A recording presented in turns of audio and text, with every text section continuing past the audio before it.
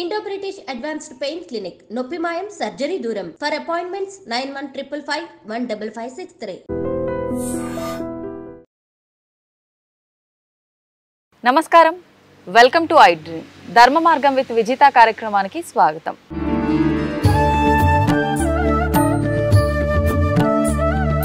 ప్రస్తుతం మనతో పాటు ఉన్నారు విశాఖపట్నం ఇస్కాన్ టెంపుల్ నుంచి నిత్యసేవిని మాతాజీ. ఇప్పుడు మాతాజీతో మాట్లాడి మరిన్ని విషయాలు తెలుసుకునే ప్రయత్నం చేద్దాం.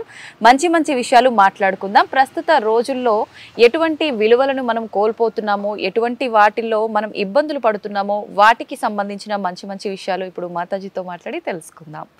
హరే కృష్ణ మాతాజీ. హరే కృష్ణ మాతాజీ, ముందుగా మనం ఇంటర్వ్యూలోకి వెళ్ళే ముందు మీ గురించి ఒక్కసారి మాట్లాడుకుందాం. మన ప్రేక్షకులందరికీ మిమ్మల్ని పరిచయం చేద్దాం. తప్పకుండా. అంటే మీరు విశాఖపట్నం ఇస్కాన్లో నిత్యసేవిని మాతాజీ. అయితే మీరు ఎన్నో సంవత్సరాలుగా, గత కొన్ని సంవత్సరాలుగా ఇక్కడ మీరు సేవలు అందిస్తున్నారు. దీనికి సంబంధించిన ప్రచారం కూడా చేస్తున్నారు, విన్నాము. చాలా సంతోషంగా ఉంది. ముఖ్యంగా అసలు మీ ఆధ్యాత్మిక ప్రయాణం ఎలా మొదలైందో తెలుసుకోవాలని ఉంది మాతాజీ. తప్పకుండా. అయితే నేను బేసిక్గా ఒక గుజరాతీ కుటుంబంలో పుట్టాము. సో మామూలుగా గుజరాతీస్ అనేసరికి మేము కృష్ణ భక్తులే అనమాట. సో చిన్నప్పుడు మా పేరెంట్స్ ఒక ఇన్ఫ్లుయెన్స్ చాలా ఉండేది. సో మా తల్లిదండ్రులు నాకు గుర్తుంది, చిన్నప్పుడు నేను వేకప్ అవ్వడమే కృష్ణ భజన్తోనే. మేము కళ్ళు తీర్చినప్పటికైనా భజన అవుతూ ఉంటుంది. మా మదర్ ఫాదర్ వేకప్ చేస్తారు. అండ్ చిన్నప్పటి నుంచి చిన్న చిన్న విషయాలు లైక్ గ్రేట్ఫుల్నెస్, లేచిన వెంటనే కరాగ్రే లక్ష్మి ఆ శ్లోకం చెప్పుతూ, మళ్ళీ పృథ్వీదేవిని ధర్తీదేవిని ప్రణామం చేస్తూ, మళ్ళీ వెళ్ళిన వెంటనే స్నానం చేసినప్పుడు గంగా, జమున, సరస్వతి గుర్తు చేసుకోవడము. అండ్ ఆ తర్వాత మా ఇంట్లో ఒక చిన్న లడ్డు గోపాల్ ఉండేవాడు. ఆ laddu Gopal was like our family member అనమాట. తనతో మాట్లాడడము, ముచ్చట్లు, ఈరోజు స్కూల్లో ఏమైంది అన్ని ఆయనతో షేర్ చేయడము. మీరు ఒక చిన్న పెన్ అండ్ ఫ్రాక్ కొనినా కూడా వెళ్ళి ఆయనకి చూపించడము, ఇదిగోండి నేను ఈరోజు ఈ పెన్ కొన్నాను. సో మా తల్లిదండ్రులు అలా నేర్పించారు. Laddu Gopal is a part of our family అనమాట. సో ఎవరైనా ఫ్రెండ్స్ తో ఫైట్ అయినా కూడా ఆయనతో షేర్ చేయడము, అలాంటివి అన్ని ఉండేది. ఒక మిత్రురాలితో ఎలా షేర్ చేస్తాము అలా. నీకంతే అలా మేము మా ఇంట్లో పక్కనే టెంపుల్ ఉండేది అనమాట, Krishna temple, ISKCON temple. And ఇంకొక గిరిరాజ్ టెంపుల్ ఉండేదన్నమాట. ఇందాక మీరు చూస్తున్నారా గిరిరాజ్ గోవర్ధన్, ఈ టెంపుల్ మా ఇంటి పక్కనే ఉండేదన్నమాట. సో ఆయనకి వెళ్ళి చేయడం. సో మా ఇంట్లో మా ఫాదర్ సిస్టమ్ ఏం పెట్టారంటే, ఏ రోజైతే మార్నింగ్ మేము హారతికి వెళ్ళాము ఆ రోజు స్కూల్ నడిచి వెళ్ళాలి. పక్కనే ఉండేది స్కూల్, కానీ కూడా పిల్లలు కదా బద్ధకము, చిన్నపాటి పనిష్మెంట్ అది. అది కానీ హారతికి వెళ్తే మాకు కార్లో దింపుతారనమాట. సో అలా మా రొటీన్ ఉండేదన్నమాట. And my father also was very big influence. ఆయన రొటీన్ ఏంటంటే మార్నింగ్ మా యోగా చేయించడము, జపం చేయించడం, టెంపుల్కి తీసుకువెళ్ళడం. అండ్ మోస్ట్ ఇంట్రెస్టింగ్, మా ఇంట్లో పైన టెర్రస్ దగ్గర పావురాలకి మేము ఫుడ్ పెట్టేవారు అనమాట. చిన్న చిన్న దానాలు పెట్టడము, మళ్ళీ వాక్ చేసి వెళ్ళినప్పటికీ ఆవులకి రొట్టి పెట్టడము. అండ్ ఈవెన్ ఆయన భోజనం మొదలు పెట్టే ముందు ఆయన ఏదైతే మనం ఇస్తాం ఆయనకి భోజనంలో అన్ని వెరైటీస్ తీసుకొని బాల్కనీలో పెట్టేవారు. అండ్ మేము అందరు వేచి చూస్తే ఎవ్రీడే ఒక కాకి వచ్చి దాన్ని తినేదన్నమాట. సో మా నాన్నగారు చెప్పేవారు అది పితృలోకకి అది రిప్రజెంట్ చేస్తుంది. సో అలా మా హోల్ మార్నింగ్ చాలా ఇంట్రెస్టింగ్ గా ఉంటుంది. మార్నింగ్ పిజన్స్, తర్వాత ఆవులు, కాకిలు, అండ్ తర్వాత మా ఇంటి పక్కన ఒక జలారాం టెంపుల్ ఉండేది. సో అక్కడ వెళ్ళి పేదవాళ్ళందరికీ వేడి వేడి ఉప్మా. సో మా ఫాదర్ కి ఒక వాళ్ళ ఫ్రెండ్స్ గ్యాంగ్ ఉండేది. ఎవ్రీడే వాళ్ళు వెళ్ళి ఆ ఉప్మా వేయడము, మేము కూడా వెళ్ళి మా ఫాదర్ కి హెల్ప్ చేయడము. మా స్కూల్ 9 o'clock ఉండేది. అదంతా అయ్యేసరికి మార్నింగ్ మళ్ళీ బ్యాక్ వచ్చి మా ఫాదర్ రామాయణం చదివేవారు. మా మదర్ ఏదైతే వంట చేస్తామో దాన్ని భగవంతుడికి నైవేద్యం పెట్టి తినేసి అమ్మ నాన్నకి దండం పెట్టేసి స్కూల్కి వెళ్ళేవారు. సో మా హోల్ రొటీన్ అలా ఉండేది అనమాట చిన్నప్పుడు నుంచి. Krishna centred life. నేను అనుకోవడము ఆ రోజుల్లో గుజరాతీస్ అందరి లైఫ్ అలానే ఉండేదేమో. ఇప్పుడు అందరు చాలా కొంచెం స్పిరిచువల్ లైఫ్ నుంచి ఇటు అటు డివియేట్ అయిపోయినట్లు ఉన్నారు. అయితే మీ స్కూల్ జీవనం ఎలా సాగింది? ఇక్కడి వరకు మీ డే రొటీన్ అనేది ఉంది ఎవ్రీడే. స్కూల్కి వెళ్ళిన తర్వాత మీ లైఫ్ ఎలా ఉండేది? సో మా స్కూల్ కూడా చాలా ఇంట్రెస్టింగ్ గా ఉండేదండి. ఎందుకంటే నేను చెప్తున్నాను కదా, నేను చదివినప్పుడు ఆ రోజుల్లో ఈవెన్ ఆ స్కూల్ అట్మాస్ఫియర్ కూడా ఎంత ఆధ్యాత్మికంగా ఉండేది. మార్నింగ్ ఉన్న ఆ స్కూల్లో ఉన్న prayers, I was a good student, so I used to get good marks and topping and all. And చిన్న కాంపిటీషన్ లాగా కూడా ఉండేది. So I used to have a very interesting school life, and even స్కూల్లో కూడా I used to like Krishna consciousness. So నేను ఇంకా మా ఫ్రెండ్స్తో షేర్ చేయడం అలాంటివి అన్నీ మేము చేశాను. So I did my 10th up to there. ఆ తర్వాత intermediate, and then I did my BCom. After marriage I did my MA. And then I did my PhD from Andhra University. So that's how my education, ala education వెళ్ళింది అన్నమాట. Okay, ఇప్పుడు మీకు ఒక మంచి memory లాగా గుర్తుండిపోయింది మాతాజీ మీ ఆ morning routine అంతా కూడా. అలా స్కూల్ ఏజ్లో కానీ కాలేజ్ ఏజ్లో కానీ మీ స్టడీస్ టైంలో మంచి అనుభూతి ఏదైనా ఫ్రెండ్స్తో కానీ లేదంటే కృష్ణుడితో ఏదైనా అనుభూతి కానీ ఏర్పడింది ఉందా మంచిగా గుర్తుండిపోయేది? యాక్చువల్ మా పేరెంట్స్ చాలా స్పిరిచువల్. సో మా సండేస్ ఎలా ఉండేది అంటే ఓన్లీ టెంపుల్కి వెళ్ళిపోతాము, లేదంటే మహా అయితే ఏదో ఒక పార్క్కి వెళ్తాము. అక్కడ మేము కూర్చొని మా mother was a good story teller. చాలా మంచి స్టోరీస్ చెప్పేవారు. ఎవ్రీడే చెప్తుండేవారు? ఎవ్రీడే అదొక రొటీన్ అనమాట. కాకపోతే నేను ఒక ఇంట్రెస్టింగ్ విషయం చెప్తాను. ఇస్కాన్కి వెళ్తున్నాము, అంతా చాలా బాగుంది, కానీ ఏ రోజైతే నాకు ఆలోచన వచ్చింది, దాని వెనక ఒక పెద్ద స్టోరీ ఉంది, నేను ఇస్కాన్ జాయిన్ అయిపోతాను ఫుల్ టైం, కానీ అప్పుడు మా మదర్ ఫాదర్కి నచ్చలేదు. ఎన్ని సంవత్సరాల వయసులో? I was 18 at that time, 18 years old. Okay. So నా పేరెంట్స్కి చెప్పాను I want to join as a full time ISKCON devotee. వాళ్ళకి అస్సలు నచ్చలేదు. అంటే టెంపుల్కి వెళ్ళడం బాగుంది, but you get married to business man, and మనం పయస్ హిందూస్ టెంపుల్కి వెళ్ళి రావాలి, కానీ ఫుల్ టైం ఒక డివోటీగా డెడికేట్ అయిపోవడం ఇష్టం అవ్వలేదు. భక్తి ఉండాలి కానీ మొత్తం భగవంతుడికి అంకితం వద్దు. సో అదొక పెద్ద ఇష్యూ అయిపోయింది ఇంట్లో. అంటే రిలేటివ్స్ వచ్చేసారు, మా అంకల్స్, అండ్ అందరూ ఇంకా మా మదర్ మీద they getting angry on my mother. అంటే ఇదంతా నీ వల్లే, నీకెవరు చెప్పారు ఎవ్రీ సండే టెంపుల్ తీసుకెళ్ళిపోవడం. చూడండి ఇప్పుడు పరిస్థితి ఏంటి.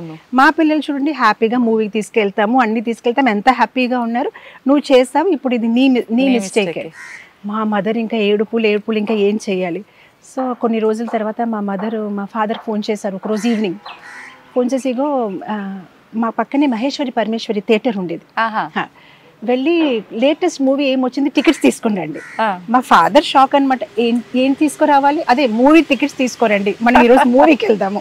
My mother is thinking how to నా బ్రెయిన్ వాష్ ఎలా చెయ్యాలి, నన్ను ఎలా మళ్ళీ బ్యాక్ టు మెటీరియల్ టాస్క్ ఆవిడకి. సో మా ఫాదర్ అయితే ఆయన చాలా నెమ్మదిగా ఉంటారు.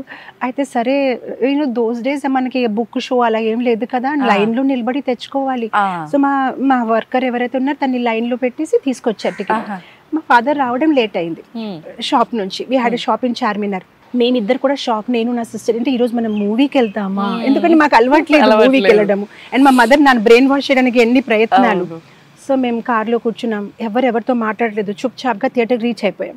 లేట్ గా వెళ్ళాం కదా. ఇప్పుడు ఆ రోజుల్లో ఇప్పుడు నేను థియేటర్ వెళ్ళి ఎన్నో ఇయర్స్, దట్ వాజ్ లాస్ట్ థియేటర్కి వెళ్ళడం నేను. అదే that was my last first and I never went to a theatre after that. So మాకు అలవాట్లేదు కదా. సో నేను ఇప్పటికీ మర్చిపోలేను ఆ హోల్ షో అనమాట. మేము లోపలికి వెళ్ళినప్పటికీ ఒక పర్సన్ అలా టార్చ్ తోని టికెట్ నెంబర్ చూస్తున్నారు. లేట్ గా వచ్చాం కదా, అందరికి డిస్టర్బెన్స్ గా ఉంది. మేము ఇలా లోపల అవుతుంటే మా వెనక ఎవరైతే కూర్చున్నారు అందరూ మొదలు పెట్టారు, ఎందుకంటే వాళ్ళు డిస్టర్బెన్స్ కదా. వెళ్ళి చుప్చాప్గా మేము కూర్చున్నప్పటికీ ఆ మూవీ పేరు పరదేశ్ అనమాట, పరదేశ్. సో మేము కూర్చున్నప్పటికీ ఆ మూవీలో మేము లేట్ వచ్చాము, ఆ మూవీలో ఒక సాంగ్ అవుతుంది. ఆ సాంగ్ లో లాస్ట్ లైన్ ఏంటంటే హరే కృష్ణ హరే రామ్. మా మదర్ కోపం అయిపోయారు, ఓ మై గాడ్, ఈ కృష్ణ నిన్ను ఇక్కడ కూడా వదలట్లేదా మా అమ్మాయిని, అసలు నాకు ఈ మూవీ వద్దు, చలో వెళ్ళిపోదాం. మా సిస్టర్ వదిలేండి అమ్మా, వచ్చారు కదా చూసి వెళ్దాం. మా ఫాదర్ కూడా డబ్బులు పెట్టాం కదా, పోలే చూసి వెళ్దాం అంటే నాకు ఈ మూవీ వద్దు, ఇప్పుడు ఇక్కడ నుంచి వెళ్ళిపోదామని. ఇంకంతే మా మదర్ ఎలా చెప్తే అలానే మేమందరం ఇంకా మళ్ళీ గెట్టపై వెళ్తే మళ్ళీ వెనక వాళ్ళు మొదలు పెట్టారు, ఇంకా వీళ్ళు ఇప్పుడే వచ్చారు మళ్ళీ డిస్టర్బెన్స్. కానీ మేము బయటికి వచ్చేస్తాం థియేటర్ నుంచి. బయటికి వచ్చేసినప్పటికీ మా ఫాదర్ కార్ తెచ్చుకోవాలి పార్కింగ్ నుంచి, మేము నిలబడి ఉన్నాము. అది డిసెంబర్ మంత్ అనమాట. ఇప్పుడు డిసెంబర్ మంత్ లో ఇస్కాన్ డివోటీస్ కి మీకు తెలుసో లేదో కానీ మాకు అది స్పెషల్ మంత్, ఎందుకంటే గీతా జయంతి, గీత ఆవిర్భావించిన నెల. సో ఇస్కాన్ డివోటీస్ అందరూ రోడ్ మీద వెళ్ళిపోతారు గీతాస్ ఇవ్వడానికి. అంటే అది చాలా స్పెషల్ మంత్ కదా, అందరికి గీత అందించాలి అని ప్రభుపాదుల వారు ఒక ఇదనమాట. సో మేము థియేటర్ నుంచి బయట ఉన్నాము, మా ఫాదర్ పార్కింగ్ నుంచి గాడి తెస్తున్నారు, అక్కడే ఒక డివోటీ వచ్చేసి గీత తీసుకుంటారా అని.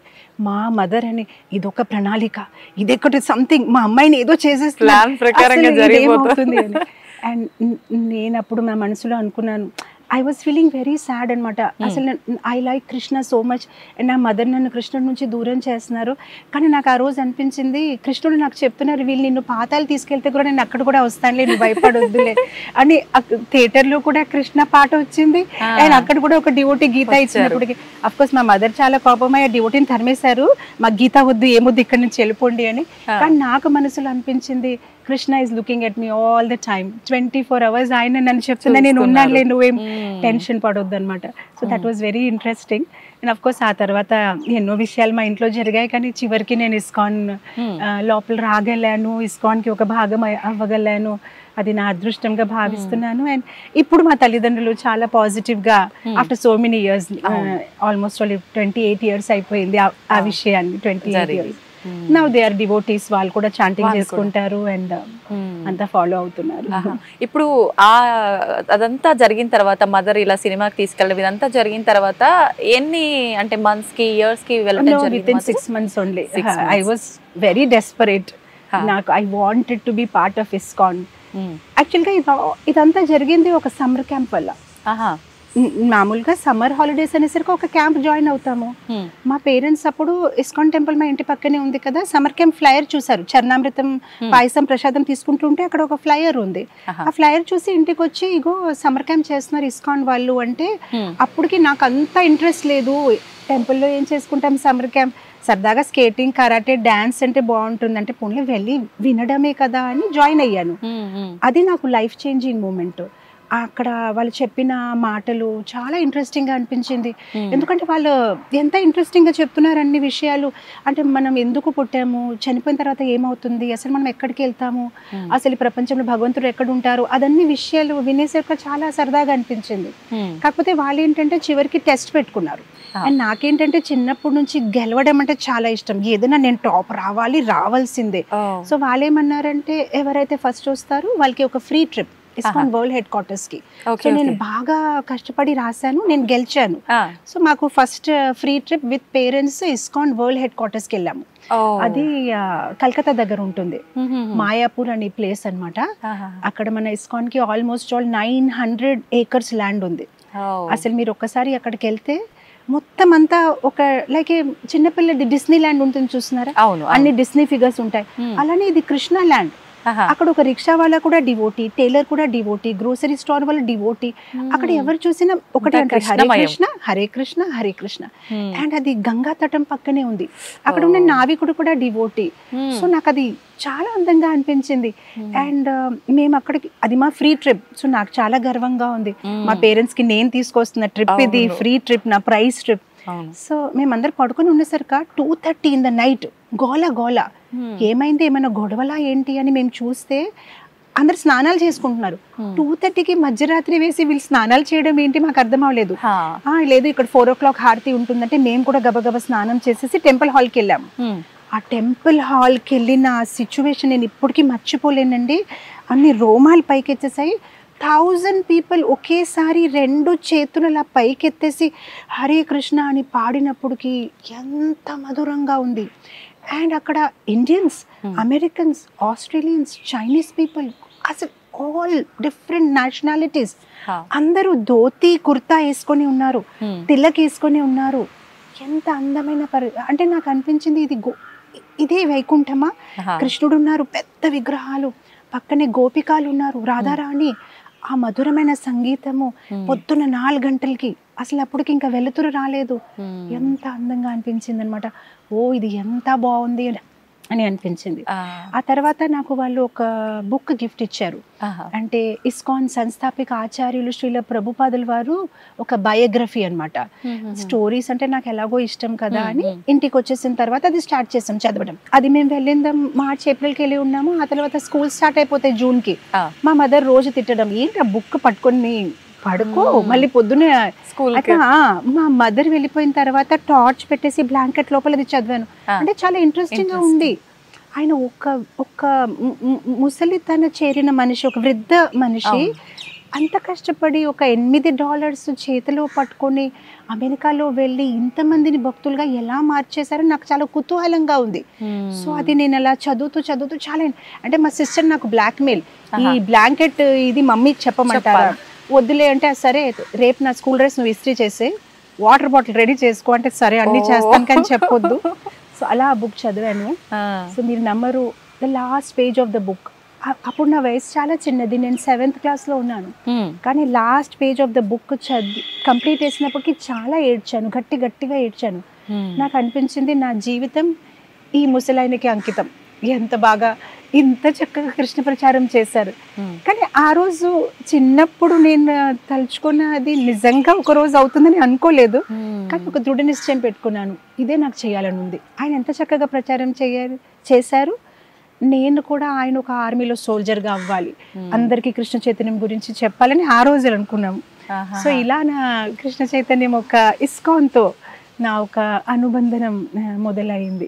అయితే ఈ ప్రచారానికి మిమ్మల్ని ప్రేరేపితం చేసింది ప్రభుపాదుల వారి పుస్తకం. అంటే అంటారు కదా, నేను ప్రభుపాదుల వారితో ప్రేమలో పడిపోయాను. అసలు ఇంతగా ఆయన చేశారు, what can I do for him, I want to do something for him అని ఒక ఇది నాకు.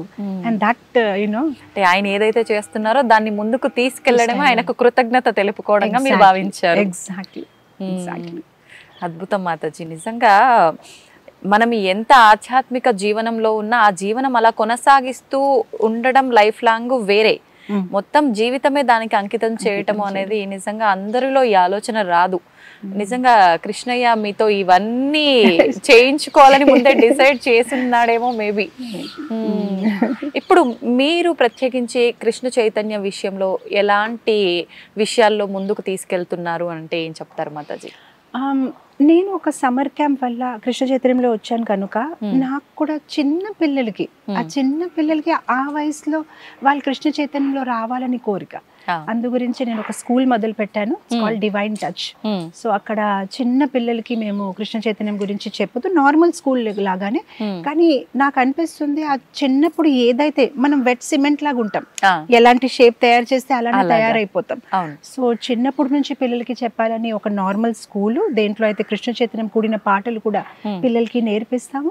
మన డివైన్ టచ్ స్కూల్లో చూస్తే పిల్లలు వచ్చిన వెంటనే రాధాకృష్ణులకి నమస్కారం పెట్టి, సూర్యుడికి నీళ్ళు అర్పిస్తూ, తులసి దేవికి నీళ్ళు అర్పిస్తూ, పరిక్రమ చేస్తూ, టీచర్స్కి పాద నమస్కారం చేసి క్లాస్లో కూర్చొని రామాయణంతో మొదలుపెట్టి అప్పుడు వాళ్ళు నార్మల్ స్టడీస్ మొదలు పెడతారనమాట.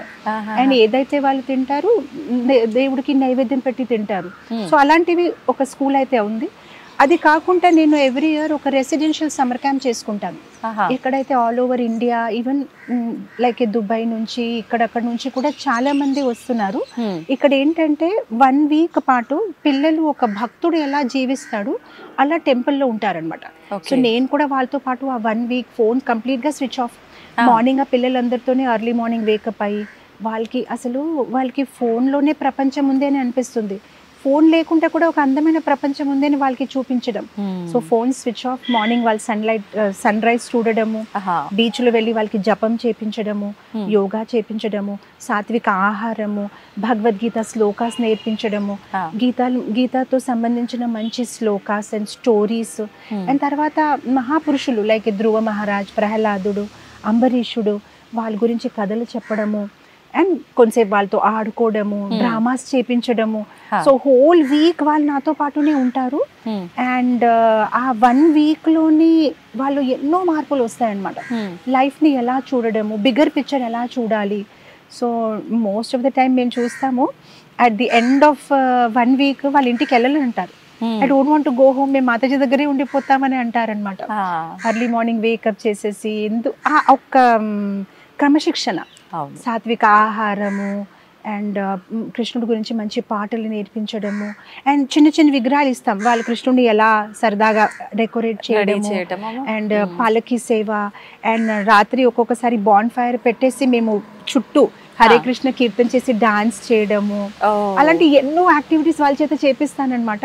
ఇంకెందుకు వెళ్తారు మాతాజీ ఇంటికి? పాపం వాళ్ళు ఇవన్నీ మిస్ అయిపోతున్నారు కదా ప్రస్తుతం. ఇప్పుడు ఈ జనరేషన్ పిల్లలు ఎంతసేపు వాళ్ళ మోయాల్సిన దానికన్నా ఎక్కువ బరువుల్లో పుస్తకాలు మోయటము, ఎంతసేపు ఉన్న పొద్దున్నే లేచిన కానుంచి ట్యూషన్లు, మళ్ళీ స్కూల్స్, వచ్చిన తర్వాత ట్యూషన్లు, అసలు వాళ్ళ లైఫ్ ని వాళ్ళు మిస్ అయిపోతున్నారు నిజం చెప్పాలంటే.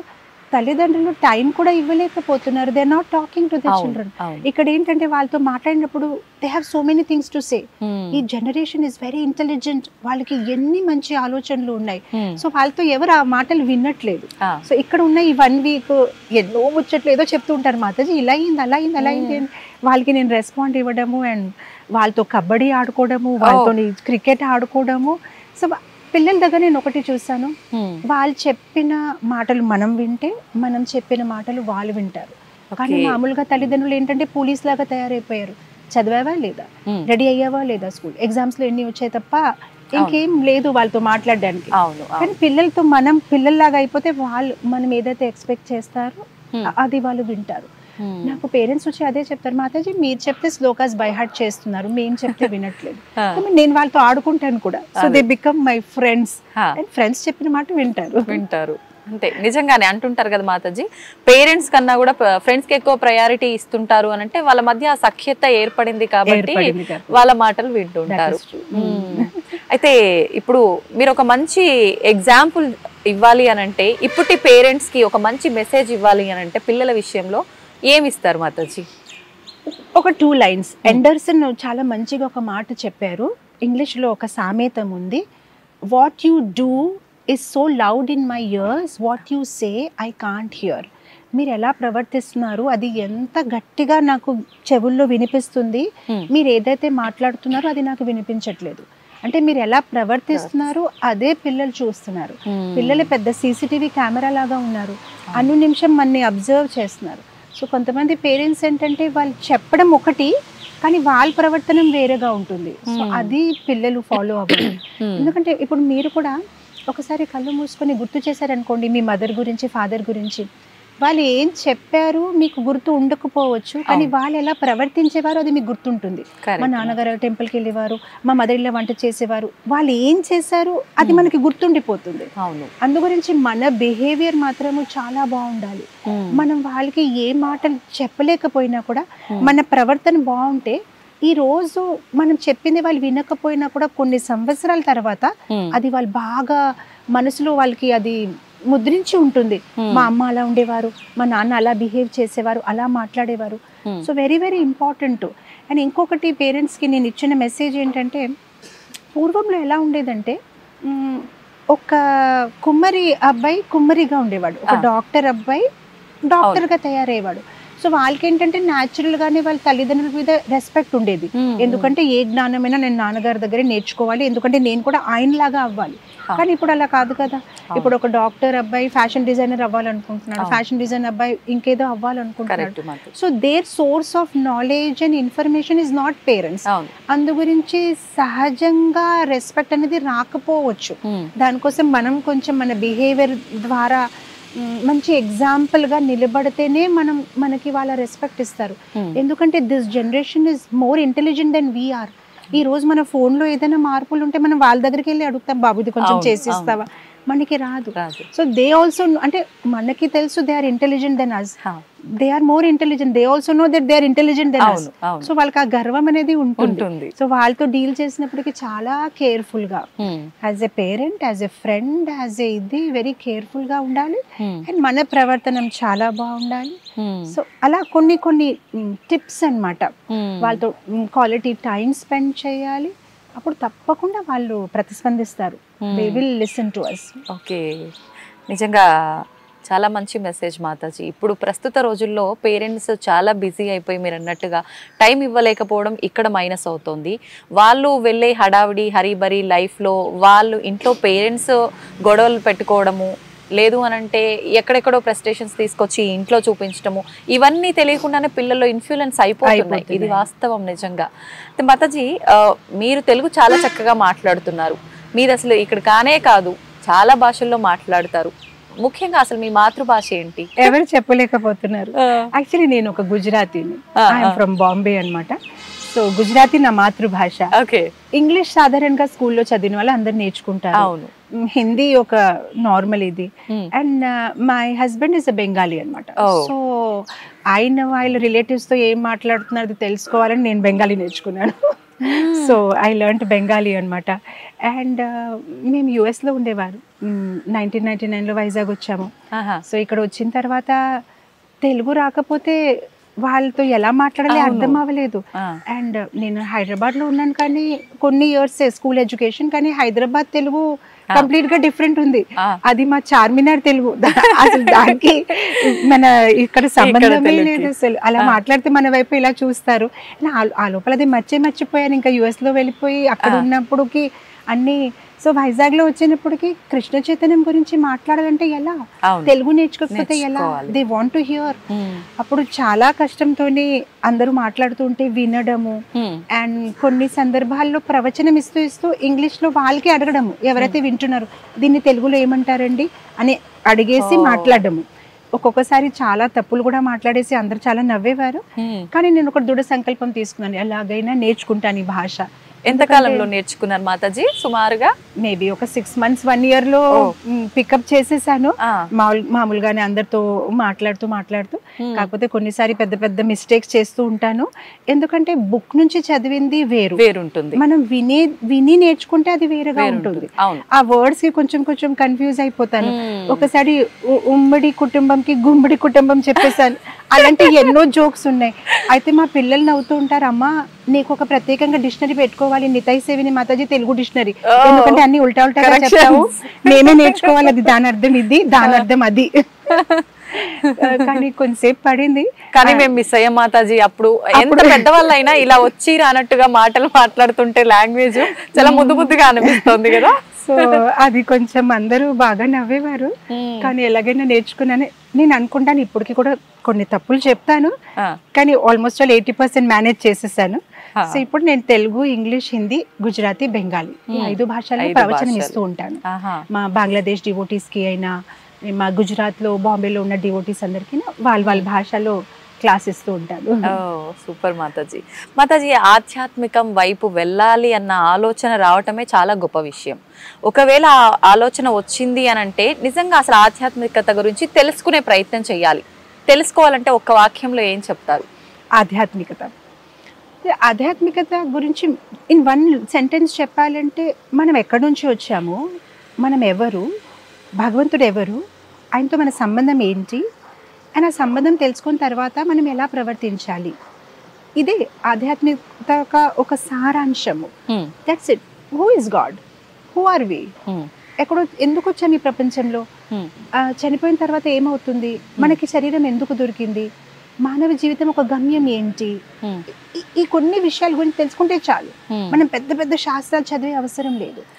1 line లో చెప్పాలంటే, లవింగ్, లీవింగ్, లీవింగ్.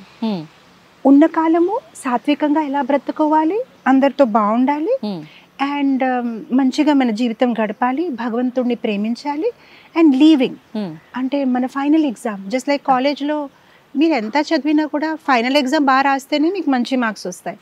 అలానే మన మానవ జీవితంలో కూడా మన జీవితం అంతా బాగానే గడిపాం, కానీ ఆ చివరి సమయం, ప్రయాణకాలే, ఎప్పుడైతే మనం ఈ దేహాన్ని త్యాగం చేస్తామో అప్పుడు మన సిచ్యువేషన్ ఏంటి, అది చాలా ఇంపార్టెంట్. అదే మెయిన్ ఫైనల్ ఎగ్జామ్. ఆ సమయంలో మనం భగవంతుడిని తలుచుకోగలుగుతున్నామా లేదా, అదే నిర్ధారిస్తుంది మన తర్వాత ప్రయాణము. అంటే భగవద్గీతలో ఒక శ్లోకం ఉంది, యం యం వాపి స్మరణ్ భావం త్యజతంతే కలేవరం తం తం ఇవేతి కౌంతేయ సదా తదభావ భావిత. ఆ చివరి సమయంలో మనం ఏదైతే గుర్తుపెట్టుకుంటామో, ఎవరికైతే గుర్తుపెట్టుకుంటామో ఆ ఒక శరీరంలో మనం ప్రవేశిస్తాము. సో చివరి సమయంలో మనము మన పిల్లల గురించి అయినా ఎవరి గురించి ఆలోచిస్తే మనకి మళ్ళీ ఆ కుటుంబంలో జన్మం అనేది వస్తుంది. అసలు భాగవతంలో దీని గురించి ఒక పెద్ద కథ ఉంది. ఎలా ఒక గొప్ప రాజు ఉండేవాడు, అన్ని త్యాగం చేశాడు, ఒక్క అడవిలో గుడుసు కట్టేసి మందాకిని నది తటంలోని ఒక చెట్టు కింద తపస్సు చేసుకుంటున్నాడు. కానీ ఆ సమయంలో ఏంటంటే ఒక వేటగాడు రావడము, ఒక జింకని చంపడానికి ప్రయత్నించడము, ఆ జింక గర్భవతి అన్నమాట. అప్పుడు ప్రసరించి చిన్న బేబీని జన్మం ఇచ్చింది, ప్రసరించింది. అండ్ ఆ జింక అక్కడికే చనిపోతుంది అనమాట. దీనికి జాలి వేసి అయ్యో దీనికి ఎవరు లేదని ఆ బేబీ జింకని, ఆ లేడీని చూస్తూ గడిపేశాడు కొన్ని రోజులు. అప్పుడు ఏమైందంటే చివరి సమయంలో తను ఎప్పుడైతే దేహాన్ని త్యాగం చేస్తున్నాడో ఆ జింక గురించి ఆలోచిస్తూ ఉండిపోయాడు. తన్ని ఎవరు చూస్తారో, ఆ క్రూర పశువులు తన్ని తినేస్తారేమో అని. ఆ జింక గురించి ఆలోచిస్తూ శరీరాన్ని వదిలాడు కనుక తర్వాత జన్మంలో తనకు ఒక జింక శరీరం వచ్చింది. అది వింటే ఎంత బాధగా ఉంటుంది అంటే అన్ని వదిలేసి చివరికి ఆ జింక మీద ప్రేమ పెంచుకున్నప్పటికీ తనకి జింక శరీరం వచ్చింది. సో అందు గురించి భగవద్గీతలో కృష్ణుడు అంటారు ఆ చివరి సమయం చాలా ఇంపార్టెంట్. మేము దేని గురించి ఆలోచిస్తున్నాం అనమాట. అందు గురించి మన లైఫ్ అంతా కృష్ణని సెంటర్ పెట్టుకొని గడిపి ఉంటే ఆ చివరి సమయంలో దేవుడిని తలుచుకోగలుగుతాం. కొందరు అంటారు ఇప్పుడు నాకు ఎలా కావాలో అలా బ్రతుకుతాను, లాస్ట్లో అంతే నారాయణ స్మృతి చేద్దామంటే అది అవ్వదు. రోజంతా ఏం చేస్తాము, రాత్రి కలలో అదే వస్తుంది. లైఫ్ అంతా ఏం చేస్తాము, చివరి సమయంలో అదే గుర్తొస్తుంది, ఇంకేది రాదు. మనం ఎంత ప్రయత్నించినా. నాకు గుర్తుంది మా గురుగారు పరమ గురుగారు శ్రీల ప్రభుపాదుల వారు అండేవారు, ఒక లేడీ వాళ్ళ హస్బెండ్ చివరి సమయంలో హాస్పిటల్లో ఉన్నారు. She is telling him chant chant chant, భగవంతుడి నామం తీసుకోండి తీసుకోండి తీసుకోండి. తను అంటున్నాడు కాంట్ కాంట్ కాంట్ అంటే ఇప్పటికి కూడా కృష్ణ అని చెప్పట్లేదు, చేయలేను చేయలేను చేయలేను. సో ప్రభుపాదుల వారు అనేవారు చివరి సమయంలో ఎవరికైనా ఇప్పుడు చేయండి అంటే వాళ్ళు చేయలేరు. అంటే లైఫ్ అంతా అభ్యాసం చేసుకుంటేనే ఆ చివరి సమయంలో సునయాసంగా కృష్ణ పేరు రావచ్చు. ఎందుకంటే అకార్డింగ్ టు గరుడ పురాణ్ మనం ఎప్పుడైతే చనిపోతాం మన ఆత్మ శరీరం నుంచి బయటికి వెళ్తుంది, 40,000 స్కార్పియన్స్ మనకి ఒకేసారి బైట్ చేసిన పెయిన్ ఉంటుందన్నమాట బాడీలోని. ఆ టైంకి కృష్ణుడు ఎలా గుర్తొస్తారు ఇంత పెయిన్ లో ఉన్నప్పుడు? కానీ అభ్యాసం చేసి ఉంటే సునయాసంగా కృష్ణ రామ అని గుర్తొస్తుంది. అంటే మన ప్రతి కదలికలో కూడా భగవన్ నామ స్మరణ ఉండి ఉంటే గనక జీవనం కొనసాగించిన ప్రతి నిత్యం కూడా తెలియకుండానే వచ్చేస్తుంది. ఎంత ఇబ్బందిలో ఉన్నా ఆయనే చూసుకుంటారు. అరే ఇది మీతో షేర్ చేయాలి. యాక్చువల్గా రామానుజాచార్య స్వామి ఒక మంచి మాట అన్నారు. అది ఒక పెద్ద కథ. యాక్చువల్గా కాంచీపూర్ణని ఒక భక్తుడు ఉండేవాడు, తను భగవంతుడితో సంభాషణం చేసేవాడు. రామానుజాచార్య స్వామి ఆయనకి అడిగారు, నాకు కొన్ని క్వశ్చన్స్ ఉన్నాయి, భగవంతుడికి అడిగి నాకు చెప్పు. దాంట్లో చాలా ఉన్నాయి ఆ క్వశ్చన్. దాంట్లో ఒక క్వశ్చన్ ఏంటంటే, ఎవరైనా జీవితం అంతా భగవంతుని తలుచుకున్నారు అనుకోండి, కానీ చివరి సమయంలో ఇప్పుడు ఒక్కొక్కసారి చూస్తారా యాక్సిడెంట్స్ ద్వారా లేదంటే ఏదైనా వ్యాధికి గురి అయినప్పుడు వాళ్ళు భగవంతుణ్ణి తలుచుకోలేకపోతే వాళ్ళ పరిస్థితి ఏంటి? జీవితం అంతా భగవంతుని తలుచుకున్నారు కదా. అవును. అప్పుడు భగవంతుడు దానికి సమాధానం ఏం చెప్పారంటే, అలాంటి భక్తుడికి నేనే వచ్చిన స్మరణాన్ని తెప్పిస్తాను చివరి సమయంలో. అది నేను ఒక వాగ్దానం ఇస్తున్నాను, ప్రామిస్ ఇస్తున్నాను.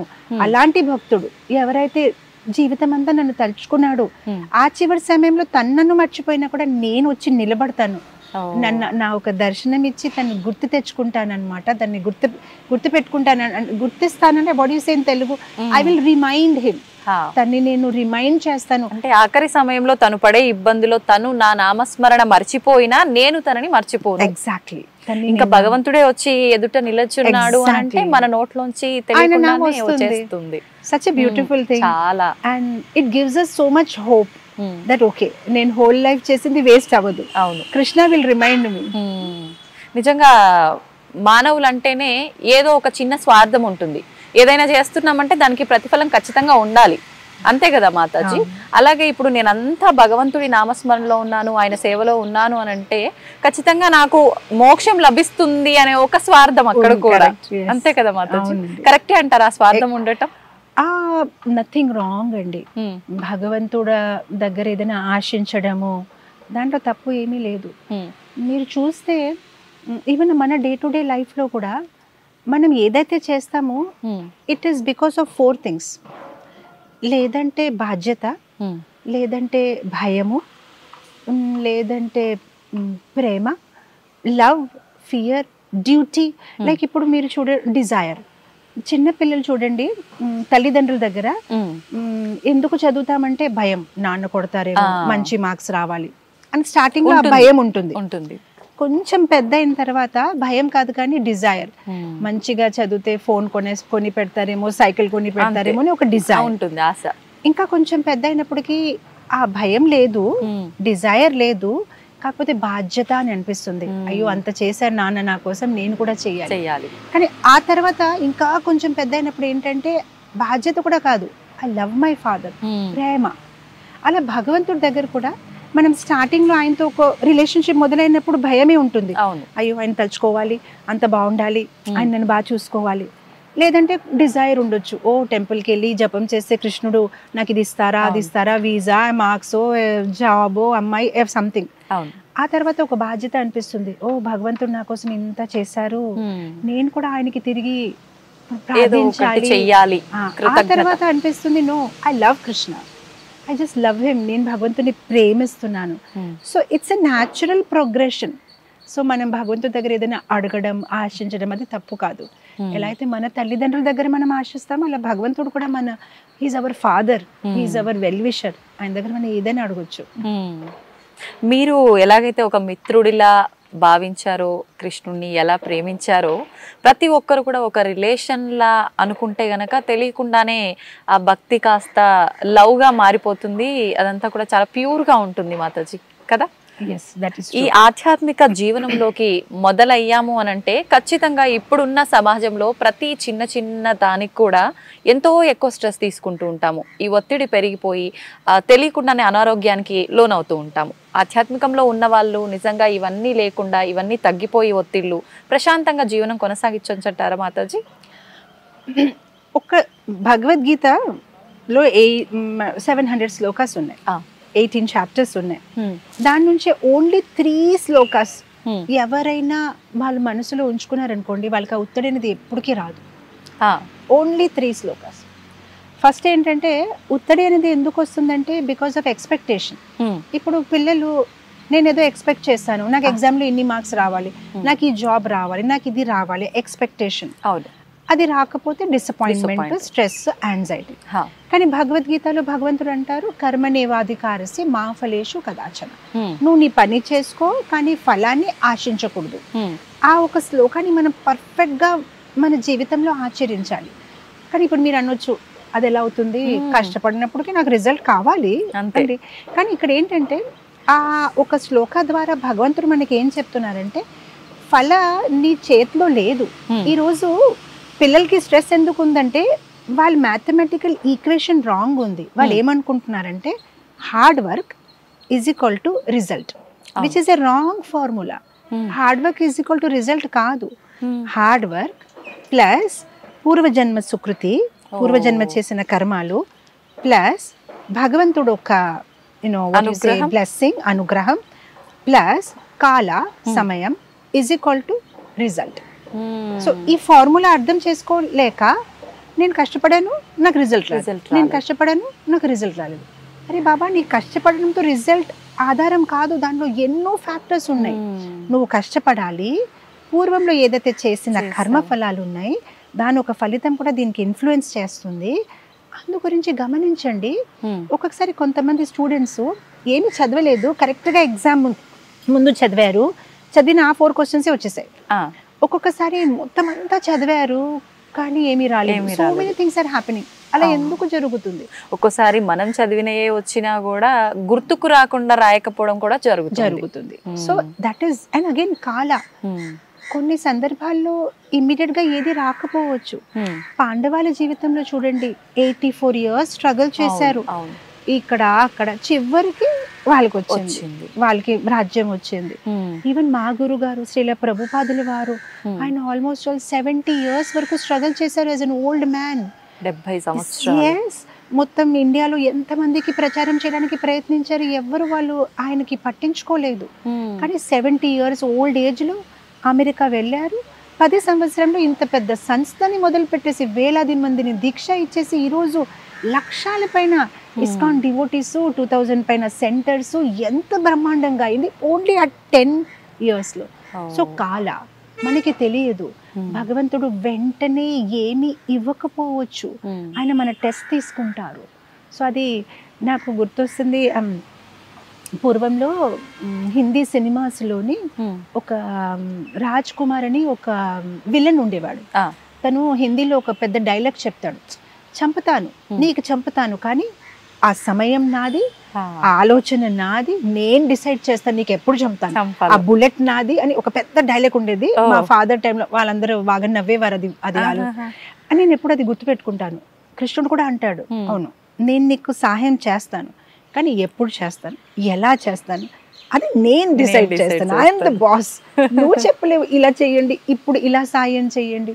Krishna is more intelligent then us. మనకైనా ఇంకా తెలివి అట్లు ఆయనకి ఉన్నాయి. మనకి ఎప్పుడు ఎలాంటి సహాయం అవసరమో ఆయన నిశ్చయం చేస్తారు. సో ఆ పేషెన్స్ మనకు ఉండాలి. సో ఎక్కడో ఎందుకు ఒత్తిడి వచ్చేస్తుందంటే నేను హార్డ్ వర్క్ చేశాను, నాకు రిజల్ట్ అరే డోంట్ వరీ.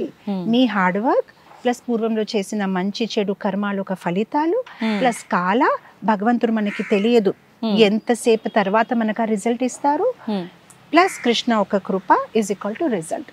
సో ఆ ఒక ఈక్వేషన్ని అర్థం చేస్తే వాళ్ళకి చాలా వరకు యాంగ్జైటీ తగ్గిపోతుంది. ఓకే నా ఇంగ్లీష్లో ఒక సామెతం ఉంది, don't try to be the best, do the best.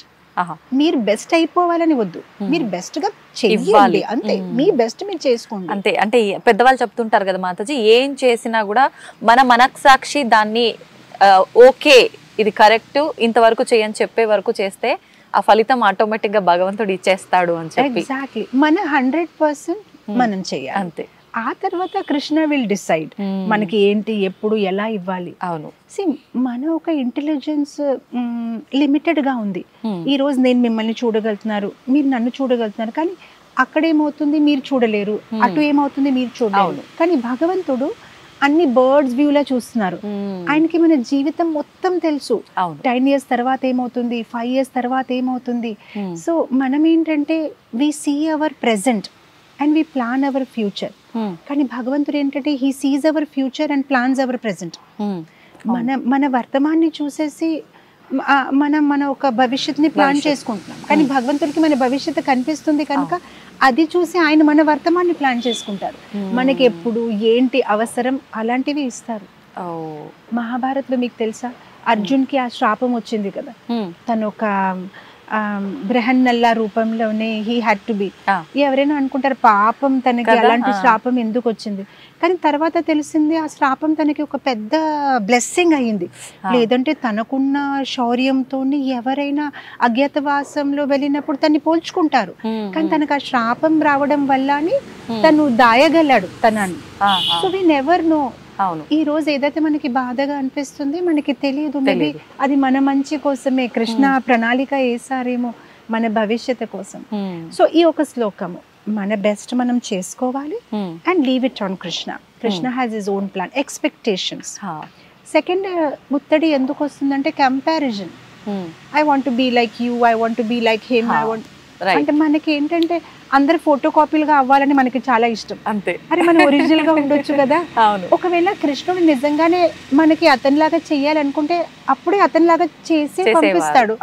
ఇక్కడ వచ్చిన తర్వాత మన కష్టపడి తనలాగా చేయడానికి ఎందుకు ప్రయత్నించాలి. ఎగ్జామ్ హాల్లో ఒక అమ్మాయి వెళ్ళింది, కానీ ఆవిడ ఇంగ్లీష్ ఎగ్జామ్ అనుకుంది, కానీ ఎగ్జామ్ చూసేస్తే మ్యాథ్స్ అనమాట. సో ఇంకా టెన్షన్ అయిపోయి ఇప్పుడు ఏం చెయ్యాలి, అయ్యో కృష్ణ ఏంటి ఇలా అయ్యిందని. కానీ చూస్తే ఫ్రంట్ లోని టాపర్ ఉన్నాడు అనమాట, స్కూల్ టాపర్ ఫ్రంట్ లో కూర్చున్నాడు. అప్పుడు ఆవిడ మనసులో అనుకుని పోన్లే నేను అలా చేసినా కూడా కృష్ణ నాకు హెల్ప్ చేశారు, ఫ్రంట్ లో టాపర్ ఉన్నాడు కదా, ఇంకా హ్యాపీగా కాపీ కొట్టేస్తాను. మొత్తం అంతా కాపీ కొట్టేసింది, అయిపోయింది. బయటికి వచ్చారు ఎగ్జామినేషన్ హాల్ నుంచి. అందరు అడిగారు ఎలా రాసాను, చాలా బాగా రాశాను, అసలు నేను ప్రిపేర్ అయ్యి రాలేదు, కానీ నా ఫ్రంట్ లో ఎవరైతే ఉన్నాడు కదా ఫుల్ తను ఏం రాస్తాను. అప్పుడు అందరు అన్నాడు అవునా నీకు తెలియదా విషయం. ఏంటి విషయం, అసలు అందరు ఎగ్జామినేషన్ పేపర్స్ వేరే వేరేగా ఉన్నాయి, సెట్స్ అనమాట. అయ్యో నేను మొత్తం అంతా తన పేపర్ కాపీ చేశాను. మన లైఫ్ లో కూడా అదే అవుతుంది. మనం ఇతన్ని కాపీ చేయాలనుకుంటున్నాం, అతన్ని కాపీ చేయాలనుకుంటున్నాం, కానీ తన క్వశ్చన్ పేపర్ వేరేగా ఉంది, మీ క్వశ్చన్ పేపర్ వేరేగా ఉంది. తన్ని కాపీ చేసిన మీరు పాస్ అవ్వరు, భగవంతుడు మీకు వేరే క్వశ్చన్ పేపర్ ఇచ్చారనమాట. అంటే మనకి ఏది అనిపిస్తుందో అది చేయటమే కరెక్ట్ అంటారా మాతాజీ? మన స్వభావం ప్రకారం భగవంతుడు మనకు ఒక స్వభావం ఇచ్చారు, ఒక పరిస్థితిని ఇచ్చారు. నేను నా ప్రవచనంలో ఒక లైన్ మళ్ళీ మళ్ళీ చెప్తూ ఉంటాను. ఒక ఆవు అనేది పాలిస్తుంది, ఒక నెమలి అనేది డాన్స్ చేస్తుంది. నెమలి ఆవులాగా అవడానికి ప్రయత్నించకూడదు, అవును, అండ్ ఆవు నెమలిలాగా డాన్స్ చేయడానికి ప్రయత్నించకూడదు. మనకి ఎలాంటి గిఫ్ట్స్ భగవంతుడు ఇచ్చారు దానిలోనే సంతోషపడి okay I have this talent, నేను ఇదే చేస్తాను. I don't have to be like you, I don't have to be like him. నాకేదైతే భగవంతుడు ఇచ్చారో I will do my best. So స్టూడెంట్స్కి ఎందుకు ఒత్తిడి వస్తుందంటే they want to be like somebody, ఇతనిలాగా అతనిలాగా ఇతనిలాగా. నేను ఎవరిలాగా ఉండను, నాకు కృష్ణుడు ఏదైతే సామర్థ్యం ఇచ్చారో నేను అలా ప్రవర్తిస్తాను, నేను I will do my best అనమాట. See everybody cannot become an engineer, everybody cannot become a doctor. So ఆ ప్రయత్నాలు ఎందుకు, మనం ఏం చేయగలుగుతున్నాం, డూ అవర్ బెస్ట్, అందులోనే మనం బెస్ట్ ఇస్తే సరిపోతుంది. ఎస్, నా స్వభావం ప్రకారం నేను నా బెస్ట్ చేసుకుంటాను. సో దానికి ఒక భగవద్గీత శ్లోక ఉందన్నమాట, స్వధర్మాన్ని సరిగ్గా పాటించుకోండి, పరధర్మాన్ని ఇమిటేషన్ చేయడానికి ప్రయత్నించొద్దు, మీ ధర్మాన్ని మీ స్వభావం ప్రకారం మీరు ఏం చేయగలుగుతారు అది బెస్ట్ చేయండి, వేరే వాళ్ళని కాపీ చేయడానికి ప్రయత్నించొద్దు. సో ఫస్ట్ థింగ్ ఇస్ కర్మణ్యేవాధికారస్య, సెకండ్ థింగ్ ఇస్ స్వధర్మాన్ని పాటించడం, థర్డ్ థింగ్ భగవద్గీతలో అంటారు యుక్త ఆహార విహారస్య, యుక్త చేష్టత. మీరు ఎవ్రీథింగ్ లిమిటెడ్ గా చేయాలి, ఆహారమైనా నిద్ర అయినా చేష్టలైనా ప్రతిదీ రెగ్యులేటెడ్ గా చేయాలి, రెగ్యులేటెడ్ గా నియమం ప్రకారం చేసుకోవాలి. మనం ఎందుకు ఇబ్బంది పడతామంటే, గులాబ్ జామున్ తినడంలో తప్పు లేదు, ఎక్కువ తింటే డయాబెటీస్, డబ్బులు సంపాదించడంలో తప్పు లేదు, కానీ ఎక్కువ వర్కింగ్ అవర్స్ అయితే హెల్త్ పాడవుతుంది. ఏదైనా ఎక్కువ కాదు, ప్రతిదీ ఎంటర్టైన్మెంట్లో తప్పు లేదు, మరి ఎక్కువ ఎంటర్టైన్మెంట్ చేస్తే you will lose your peace అన్నమాట. టీవీ చూడడంలో తప్పు లేదు, ఎక్కువ చూస్తే ప్రాబ్లం ఉంది. ఎవ్రీథింగ్ లిమిటెడ్ గా చేసుకుంటే ఎవ్రీథింగ్ యూ కెన్ డూ. కృష్ణుడు మీరు ఏం తినాలనుకుంటే తినండి, మీరు ఏం చూడాలనుకుంటే చూడండి, కానీ ప్రతిదానికి ఒక నియమం, ఒక క్రమశిక్షణ. సో ఇది భగవంతుడు గీతలో చెప్తున్నారు, యుక్త ఆహార విహారస. తక్కువ కూడా చేయకూడదు, అంటే ఆకలిగా ఉండిపోయి మరి హెల్త్ ని పాడు చేయకూడదు, అలానే ఎక్కువ తినకూడదు, ఎక్కువ పడుకోకూడదు, మళ్ళీ అలానే తక్కువ పడుకోకూడదు. సో శ్రీల ప్రభుపాదులు వారు చెప్పేవారు అనమాట, మరీ తక్కువ పడుకుంటే క్రేజీ అయిపోతావు, ఎక్కువ పడుకుంటే లేజీ అయిపోతావు, లేజీ వద్దు క్రేజీ వద్దు, ఎవ్రీథింగ్ పర్ఫెక్ట్ గా ఉండాలి, మధ్యస్థంగా. ఈ మూడు ఎవరైనా చేస్తే they can have a happy life. ఎవరితో కంపేర్ చేయొద్దు, మంది మనం బెస్ట్ చేసుకోవాలి, అండ్ ఒక మంచి సాత్వికమైన జీవితం ఏదైతే అన్ని పర్ఫెక్ట్ గా మధ్యస్థలంలో చేసుకుంటూ ఉంటే will have a happy life. ఉత్తడి అనేది ఉండదు. ఇప్పుడు ఏంటంటే కొంచెం ఎక్కువ. అవును, మొన్ననే మా కాంగ్రిగేషన్ లో ఎవరో ఏ టెంపుల్ కి రావట్లేదంటే జాబ్ అవర్స్ పెరిగిపోయాయి అంటే నేను అన్నాను ఎందుకంటే లేదు మాతాజీ 5,000 శాలరీలో పెంచేశారు కదా. కానీ ఇప్పుడు ఏమైంది, పెంచేసినప్పటికి ఆ 5,000 కోసము అవర్స్ పెరిగినప్పటికి ఆ బ్యాక్ ఏక్లు ఇది అది అల్టిమేట్లీ ఆ 5,000 డాక్టర్కి ఇచ్చాం. అంతే, బాడీ ఎక్కువ అలసిపోతుంది, టైంకి ఫుడ్ తినడం కూడా తగ్గిపోతుంది. చివరికి ఆ వచ్చిన ఎక్స్ట్రా శాలరీ డాక్టర్స్ తిరగడానికి అయితే దాని బదులు మనమే this is enough for me, సంతోషం, I'm happy, I want to give time నా ఫ్యామిలీకి, నా ఆధ్యాత్మిక జీవితంకి, అన్నిటికీ నేను సరిగైన టైం కేటాయించగలాలి, ఆ సరిగైన బ్యాలెన్స్ నేను మెయింటైన్ చేస్తానని అనుకుంటే you can have a happy life. ఇంకా కొంచెం కావాలి, ఇంకా కొంచెం అంటే ఇంకా కొంచెం. అది మీకు ఒక కథ చెప్పాలి చిన్నది. ఒక రాజు తన బర్త్డే అనమాట, బర్త్డే అయితే తను అన్నాడు అందరికి ఏదో దానం ఇవ్వాలని అనుకుంటున్నాడు. సో అందరినీ పిలిచేసి మీరు పరిగెత్తండి, ఎంతవరకు మీరు పరిగెత్తి మళ్ళీ బ్యాక్ వస్తారు ఆ ల్యాండ్ అంతా మీకు నేను చారిటీ ఇచ్చేస్తాను. అందరు వెరీ హ్యాపీ అయిపోయారు. సో ఫస్ట్ పర్సన్ వెళ్ళాడు, తను ఎలా కొంచెం వెళ్ళి వచ్చేసాడు, ఓకే హ్యాపీ, చాలా బాగుంది. సెకండ్ పర్సన్ ఇంకా కొంచెం ప్రయత్నించాడు, అంటే ఇంకా నేను రన్ చేస్తే సాధించగలుగుతారు, కానీ చాలా కష్టంతో బ్యాక్ వచ్చాడు. ఇంకొకడు వెళ్ళాడు, తనకు ఆ లోభము, ఇంకా కొంచెం అప్పటికే అలసిపోయాడు, కానీ పరిగెత్తున్నాడు. చివరికి చాలా దూరం వరకు వెళ్ళిపోయి ఆనందిస్తున్నాడు, ఇదంతా నాదే. కానీ ఆ పరిగెత్తి తను బిఫోర్ సన్సెట్ బ్యాక్ రావాలి, రాలేక వెనక వచ్చినప్పటికే తను అక్కడే దేహాన్ని త్యాగం చేస్తాడు. ఎందుకంటే చాలా గట్టిగా పరిగెత్తుతున్నాడు కదా, వెనక రావాలి, అప్పుడు కదా ల్యాండ్ మొత్తం తంది. ఇప్పుడు చూడండి ఏమైంది, ఆ కొంచెం పరిగెత్తేసి ఓకే ఇది నాది తృప్తి పడి ఉంటే ఎంత హ్యాపీగా ఉండేది. కానీ ఇంకా కొంచెంలోనే చివరికి ఏది రాలేదు. ఇక్కడ మీకు అనిపించట్లేదా ప్రస్తుతం ఉన్న ఈ జీవితంలో ఇంకా కొంచెం అలానే ఉన్నారు. ఏది అంటే మన దగ్గర ఏది ఉంది అది కనిపించట్లేదు, ఏదైతే కనిపిస్తుంది అది పొందలేకపోతున్నారు, అండ్ దాని ఒక రన్నింగ్ లోనే ఉంటున్నారు. జీవనం అంతా ఇలానే వెళ్ళిపోతోంది. అంతే, ఆ దూరం నుంచి కనిపిస్తుంది, అది దొరకట్లేదు. ఏదైతే ఉంది అది కనిపించట్లేదు. అంటే ఆల్రెడీ మన దగ్గర ఉంది కానీ దాని విలువ తెలియట్లేదు. అంటే ఏదో కావాలని చెప్పి ఉన్నదాన్ని మనం అనుభవించలేకపోతున్నాం. Because you are not counting your blessings, right? Oh Krishna is so kind. 2 కళ్ళు, ముక్కు, మంచి జీవితము, బట్టలు, భోజనము, మంచి కుటుంబము, మంచి ఎడ్యుకేషను, నేర్చుకునే అవకాశము, బుద్ధి ఎన్నో ఇచ్చారు మనకి. కానీ మనం అది చూడట్లేదు కదా. ఏదైతే నా దగ్గర లేదు, మనకి ఏంటంటే మన ప్లేట్ లో ఏముంది అది కనిపించదు. తన ప్లేట్ లో గులాబ్ జామున్ ఉంటే అదే కనిపిస్తుంది. తన దగ్గర అది ఉంది, తన దగ్గర సరే తన దగ్గర గులాబ్ జామున్ ఉంది కానీ నీ దగ్గర కూడా రసమలై ఉంది కదా, హ్యాపీ ఫీల్ అయిపో. అదే కావాలి. తన ప్లేట్ లో ఏంది, నాకు అదే కావాలి. దుర్యోధన్ ఇంద్రప్రస్థలో వెళ్ళారు కదా, వాళ్ళు పెద్దగా, అది యాక్చువల్ గా ఖాండవ్ ప్రస్థ, అది ఇంద్రప్రస్థగా తయారు చేశారు మాయాదానవ్ ఒక హెల్ప్ తోని.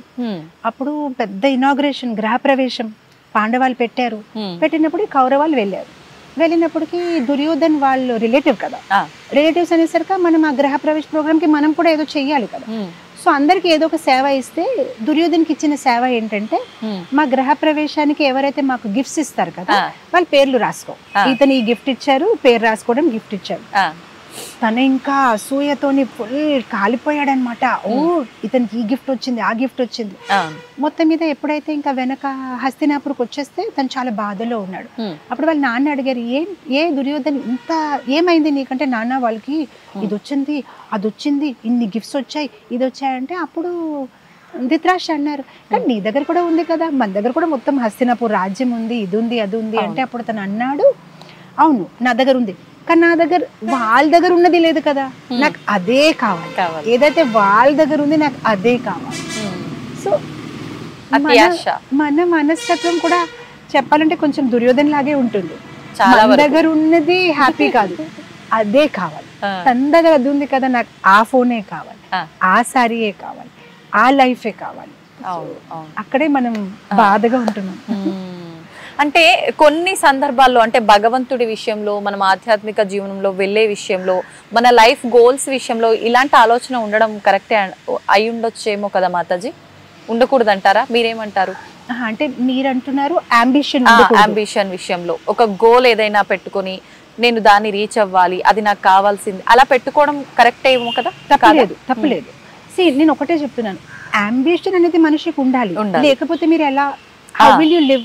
కానీ ఎలా ఉండాలి అంబిషన్? ఫర్ ఎగ్జాంపుల్ మన డివైన్ టచ్ స్కూల్లోని పిల్లలకి ఎలా ఉంటాయంటే పోటీలు, నువ్వు ఇతనికైనా ఎక్కువ మార్క్స్ రావాలి అవసరం లేదు, నీకు మొన్న ఎన్ని వచ్చాయి దానికన్నా నీకు ఎక్కువ రావాలి. సో నీ పోటీ నీతోనే. ఎందుకంటే మన పోటీ మనతోనే పెట్టుకుంటే మనం ఇంకా ముందుకు వెళ్ళగలుగుతాం. ఫర్ ఎగ్జాంపుల్ అనుకోండి, నాకు 95 వచ్చే సామర్థ్యం ఉంది, ఓకే, కానీ క్లాస్ టాపర్ కి 90 వచ్చింది.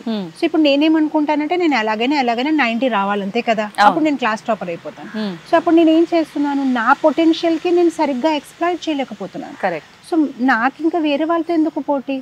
నాకు మొన్న 80 వచ్చాయి, ఎలాగైనా నాకు ఇప్పుడు 85 రావాలి, నేను నన్ను డిఫీట్ చేసుకోవాలి. సో అలాంటి అంబిషన్ పెట్టుకోవాలి. కానీ వేరే వాళ్ళతో పోటీ పెట్టుకుంటే మన పొటెన్షియల్ ని మనమే మినిమైజ్ చేసుకుంటున్నాం. Maybe we can run better than them, maybe మనం వాళ్ళకైనా ఎక్కువ రావచ్చు, కానీ మనమే మనల్ని లిమిట్ చేసేసుకుంటున్నాం అన్నమాట. సో అంబిషన్ లో తప్పు లేదు. See you can be happy, but you don't want to be happy, you want to be happy than him, you want to be happy than her. మనం ఆనందంగా ఉండొచ్చు, కానీ మనకేంటంటే ఆవిడకైనా ఎక్కువ ఆనందంగా ఉండాలి, అదే విషయంలో మళ్ళీ అంతే, అది అవ్వదు. అలాంటి అంబిషన్స్ పెట్టుకుంటే మనం దుఃఖంగానే ఉంటాము. నేను సుఖంగా ఉండాలి, బాగుండాలి, సాత్వికమైన జీవితము, మంచిగా నేను ఏదైనా ఒక జీవితంలో సాధించాలి, కానీ ఇతనికైనా ఎక్కువ అతనికైనా ఎక్కువ ఆనందం కాదు, నేను ఆనందంగా ఉండాలి. ఆ ఒక అంబిషన్ పెట్టుకోవాలి. నేను బాగుండాలి, అతనికైనా ఎక్కువ బాగుండాలి, ఇతనికైనా ఎక్కువ గాడు. అక్కడే మనకి ఒక చిన్న కథ చెప్పొచ్చు. ఒక అతను అడవి లోపలికి వెళ్ళి తపస్సు చేసుకున్నాడు. తపస్సు చేసినప్పటికీ ఒక బ్రహ్మ రాక్షసుడు చెట్టు పైన ఉంటే, తను ఏంటంత కష్టపడిపోతావు, నీకేం కావాలి చెప్పు నేను ఇస్తాను అంటే, అవునా అయితే నేను ఏది ఊహిస్తే ఏది ఆలోచిస్తే అది నాకు దొరకాలి. దొరుకుతుంది, కానీ నీకేదైతే దొరుకుతుంది అతనికైనా రెట్టింపు నీ నేబర్స్ కి దొరుకుతుంది అని చెప్పారు. కానీ ఆ మాట తను వినక ఇతను ఓకే చెప్పినప్పటికీ తను చాలా ఎక్సైటెడ్ అయిపోయి అవునా అవునా అవునా అని గెంతుతున్నాడు. ఓకే నేను నీకు దీవించానని చెప్పి పంపించేశాడు. ఇంటికి వెళ్ళాడు. ఇంటికి వెళ్ళి వాళ్ళ భార్యతో చెప్తున్నారు, చూడు నాకు ఇలాంటి ఒక బూన్ వచ్చింది అంటే, ఓ వెరీ నైస్ అని. అయితే ఇప్పుడు ఏం కోరుకుందామంటే ఒక కార్ కొనుక్కుందాం. నాకు కార్ కావాలి అంటే వెంటనే కార్ వచ్చింది. Very happy. బయటికి వచ్చి అందరికి చూపిద్దామంటే వాళ్ళ నేబర్స్ కి రెట్టింపు అంటే అతను అన్నాడు కదా, అవును 2 కార్స్ ఉన్నాయి. అదేంటి తనకి 2 కార్స్ వచ్చాయని మళ్ళీ వెంటనే తను 2 అంతస్తుల బిల్డింగ్ కోరుకున్నాడు. బయటికి వచ్చి చూస్తే వాళ్ళ నేబర్ కి 4 అంతస్తుల. అప్పుడు తనకు అర్థమైంది, ఓ నేను ఏం కోరుకుంటే తనకి ఎక్కువ వస్తుంది. అయితే అప్పుడు తను ఆనందంగా ఉండలేకపోతున్నాడు. ఎందుకంటే కష్టపడింది నేను, అతనికి అన్నీ వచ్చేస్తున్నాయి. అప్పుడు తన వైఫ్ తో చెప్పాడు, ఓ నాకు ఒక ఐడియా వచ్చింది, నేనేం కోరుకుంటానంటే నాకు ఒక కళ్ళు పోవాలి. నాకు ఒక కళ్ళు పోతే తనకి 2 కళ్ళు పోతాయి కదా. అప్పుడు బయటకు వచ్చి చాలా ఆనందించాడు. ఆహా ఇప్పుడు నేను హ్యాపీగా ఉన్నాను, నాకు అతనికైనా ఒక కళ్ళు ఎక్కువగా ఉంది అని. అతనికి 2 కళ్ళు పోయాయి, నా దగ్గర ఒక కళ్ళు ఉంది. మనము ప్రస్తుతము మనం అనుకోవచ్చు ఇదొక స్టోరీ, కానీ మనం అలానే ఉన్నామనుకున్నాం. ఇతనికైనా ఎక్కువ, నా దగ్గర కార్ ఉంది కానీ తనకైనా ఎక్కువ కావాలి. సో అక్కడే మనము ఇబ్బంది పడిపోతున్నాము, మిస్టేక్ అయిపోతున్నాం అనమాట. So yes, keep on ambition but not in comparison. ఎవరితో కంపారిజన్గా కాదు. మీరు బాగుండాలి, నేను బాగుంటాను, నేను బాగుండడానికి నేను ఏం చేయాలి ఆ దిశలో వెళ్ళండి తప్ప ఇతనికైనా ఎక్కువ బాగుండాలి, అతనికైనా ఎక్కువ ఆనందంగా ఉండాలి, ఆ ఆలోచనని మనం వదిలేయాలన్నమాట. Then we can be happy. Mataji, మనం ఇంతసేపు కూడా మాట్లాడుకున్న విషయంలో సంతోషాన్ని మనలో మనమే వెతుక్కోవాలి, పక్క వాళ్ళతో కంపేర్ చేసుకొని వాళ్ళు అలా ఉన్నారు కాబట్టి నేను వాళ్ళకి రెట్టింపు ఉండాలి అంటే ఎంతసేపు ఉన్నా లైఫ్లో మనం ఆ హ్యాపీనెస్ని కోరుకుంటున్నాము, అంతే కదా మాతాజీ? నిజమైన సంతోషం అసలు దేంట్లో దొరుకుతుంది? సంతోషం అంటాము, ఆనందం అంటాము, అసలు ఈ రెండింటి మధ్య భేదం ఏంటి? ఆనందం అంటే టెంపరీగా ఉండొచ్చు, అది శరీరానికి సంబంధించి ఉండొచ్చు. సంతోషం అనేది ఆత్మ నుంచి వస్తుంది. అయినా నిజమైన సంతోషం ఎప్పుడు వస్తుందంటే భగవంతుడితో ఒక అనుసంధానం పెట్టుకుంటాం, అప్పుడు నిజమైన ఆనందం వస్తుంది. భగవద్గీతలో భగవంతుడు ధ్యాన యోగాలో చెప్తున్నారనమాట, అత్యంతం సుఖం అప్నుతి. ఎప్పుడైతే బ్రహ్మ సంస్పర్శం, మనం ఎప్పుడైతే భగవంతుడు ఒక అనుబంధనం, భగవంతుడు ఒక స్పర్శం చేసుకుంటామో అప్పుడు నిజమైన ఆనందం. ఎందుకంటే ఈ బాడీ అనేది టెంపరీగా ఉంది, ఇది పంచమహాభూతాలతో తయారై ఉంది. దీని లోపల మనకి ఇంకొక శరీరం ఉంది, సూక్ష్మ శరీరం. అది మన బుద్ధి అహంకారంతో తయారయ్యింది. ఈ భౌతిక శరీరం మనం మారుస్తూ వెళ్ళిపోతూ ఉంటాం, కానీ సూక్ష్మ శరీరము పర్మనెంట్ గా మనతోనే ఉంటుంది.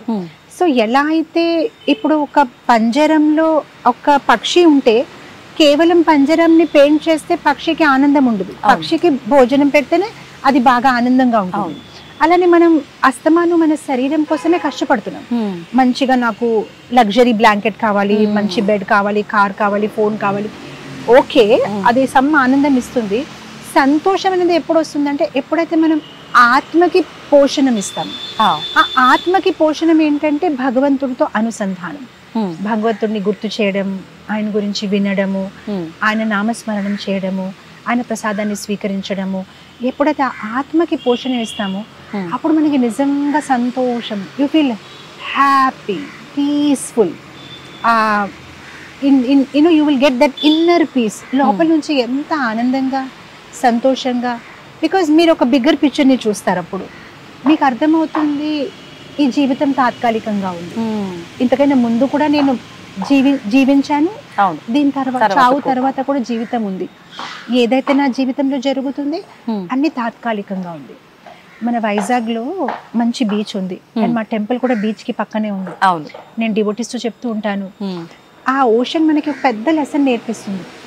ఆ సముద్రంలో ఉన్న ఆ ఒక వేవ్స్ ఉంటాయి కదా, ఆ వేవ్స్ లో ఉన్న ఒక గుణం ఏంటంటే ఆ వేవ్స్ వస్తాయి మన దగ్గర తరంగాలు, కానీ మనం వాళ్ళని ఉంచలేము, పర్మనెంట్ గా వెళ్ళిపోతాయి, వస్తాయి వెళ్ళిపోతాయి. అలా జీవితంలో కూడా సన్నివేశాలు, సందర్భాలు, పరిస్థితులు ఏది పర్మనెంట్ గా ఉండదు, అన్ని వస్తాయి వెళ్ళిపోతాయి. ఆధ్యాత్మిక జీవితంలో ఉన్నప్పుడు అది మనం చాలా క్లియర్ గా అర్థం చేసుకుంటాము అండ్ ఎల్లప్పుడూ మన మనసులో అది గుర్తుంచుకుంటూ ఉంటాము, ఏది పర్మనెంట్ గా కాదు. ఈరోజు చాలా సుఖంగా ఉన్నా కూడా మరి పొంగిపోయే అవసరం లేదు, ఎందుకంటే దుఃఖం ఇస్ గోయింగ్ టు నాక్ ద డోర్, అది ఆల్రెడీ తలుపు కొడుతుంది. అండ్ దుఃఖంలో ఉన్నప్పుడు కూడా బాధపడే అవసరం లేదు, ఎందుకంటే సుఖం కూడా తలుపు దగ్గరే ఉంది, ఎప్పుడైనా రావు, రెండు పక్క పక్కనే ఉంటూ ఉంటాయి ఎప్పుడు కూడా. అండ్ ఏది శాశ్వతంగా ఉండదు, వస్తాయి వెళ్ళిపోతాయి. సో సుఖం వచ్చినప్పుడు పోలే, ఆనందించండి, దుఃఖం వచ్చినప్పుడు మరి బాధపడిపోవద్దు. Everything is a passing phase, ఏది పర్మనెంట్గా ఉండదు. సో ఆధ్యాత్మిక జీవితంలో వచ్చినప్పుడు ఇది మనకు ఒక పెద్ద లెసన్, గుణపాఠం. సో మనం ప్రతి పరిస్థితిని చాలా న్యూట్రల్గా చూసుకోగలుగుతాం. సో ఎవరైనా మనతో సరిగ్గా ప్రవర్తించలేకపోయినా కూడా మనం అనుకుంటాం దిస్ ఇస్ టెంపరరీ, అంతే, పర్మనెంట్ ఏమీ కాదు. Everything is going to pass, ప్రతిదీ పాస్ అయిపోతుంది. అండ్ అఫ్ కోర్స్ ఆధ్యాత్మిక జీవితంలో వచ్చినప్పుడు మనకి కర్మ గురించి కూడా ఐడియా వచ్చేస్తుంది. అప్పుడు ఏమొస్తుందంటే ఎవరి మీద కోపం రాదు, మనకు అర్థమవుతుంది ప్రతిదీ పూర్వంలో నిర్ధారించబడింది. నా లైఫ్లో పర్టికులర్గా నేను నా ఇంట్లో, నా డోర్లో, ప్రతి ప్లేస్లో నేను ఒక ఇంగ్లీష్లో ఒక ఇది రాశాను, మై కర్మ మై ఫాల్ట్, మై కర్మ మై ఫాల్ట్. నా జీవితంలో ఏదైతే జరుగుతుంది నా వల్లే, ఎవరి వల్ల కాదు. వాళ్ళకంత సామర్థ్యమే లేదు నాకు ఏదైనా చేయడానికైనా.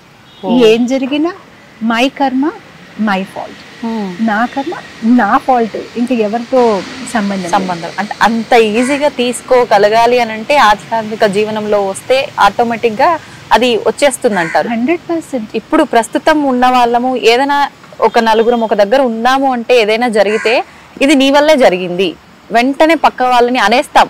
కొన్ని సందర్భాల్లో నిజంగా వాళ్ళది అయినప్పటికీ కొన్ని సందర్భాల్లో మన మిస్టేక్ ఉన్నా కూడా పక్క వాళ్ళని ఎప్పుడు కూడా మనం ఏళ్ళెత్తి చూపిస్తూ ఉంటాం. మాతాజీ, నిజంగా ఈ విధానం అంతా కూడా పోవాలి అంటే ఒక ఆధ్యాత్మిక జీవనంలో అడుగు పెడితే సరిపోతుందా? 100%. నేను మామూలుగా మా స్టూడెంట్స్ కి ఎగ్జాంపుల్ ఇస్తూ ఉంటాను. మార్నింగ్ కాలేజ్కి వెళ్ళారు, కాలేజ్ వెళ్ళినప్పటికి టిఫిన్ ప్యాక్ చేసుకుంటారు కదా, క్యారేజ్ లో చపాతీ సబ్జీ సంథింగ్ మీరు వంట చేశారు, ప్యాక్ చేశారు, వెళ్ళిపోయారు. కాలేజ్కి వెళ్ళినప్పుడు ఓపెన్ చేసి చూస్తే స్పూన్ లేదు, చూస్తే కూరలో సాల్ట్ లేదు. ఎవరిది మిస్టేక్? మాతాజీ మాదే కదా మిస్టేక్, ఎందుకంటే మేమే ప్యాక్ చేసాం, మేమే వంట చేసాం, మేమే మర్చిపోయాం. మీరు ఇంకెవరికైనా దాని గురించి దోషం ఇస్తారా? లేదు, మేమే ప్యాక్ చేసాం. అలానే మన జీవితంలో కూడా మనం అనుకోవాలి, మన చుట్టుపక్కల ఉన్న మన కుటుంబంలో ఉన్న మన భార్య, భర్త, పిల్లలు, ఆఫీస్ కొలీగ్స్, ఇదంతా మనం ప్యాక్ చేసిన టిఫినే. ఆ ప్యాక్ చేసిన టిఫిన్ తర్వాత ఓపెన్ చేసి అయ్యో స్పూన్ లేదేంటి, సాల్ట్ లేదేంటి అంటే అరుస్తే ఏంటి లాభం? ప్యాక్ చేసింది మీరే. సో మన చుట్టూ ఎవరైతే ఉన్నారో ఆ ప్యాక్ చేసిన కర్మలు మందే. మనం ఎలా అయితే వాళ్ళతో పూర్వంలో ప్రవర్తించామో they just giving back to us. వాళ్ళు జస్ట్ మనకి అది బ్యాక్ ఇస్తున్నారు, కానీ బ్యాక్ ఇచ్చినప్పుడు మనకి ఇష్టం అవ్వట్లేదు. ఎందుకు లేదు స్పూన్ అంటే మరి మీరే పెట్టలేదు, మీరే పూర్వంలో మంచి కర్మ చేయలేదు, అందుకోసం మీకు ఇలాంటి ఒక సిచ్యువేషన్ ఏర్పడింది. సో ఆ ఒక జ్ఞానం ఉంటే you're always able to discriminate. Okay, నా ఫాల్ట్, పూర్వంలో నేను ఏది చేసి ఉంటాను, అందుకోసం ఇలా అయ్యింది అని. ఇంకో విషయం, వేరే వాళ్ళ మీద ఫాల్ట్ పెట్టడము it's a sign of weakness.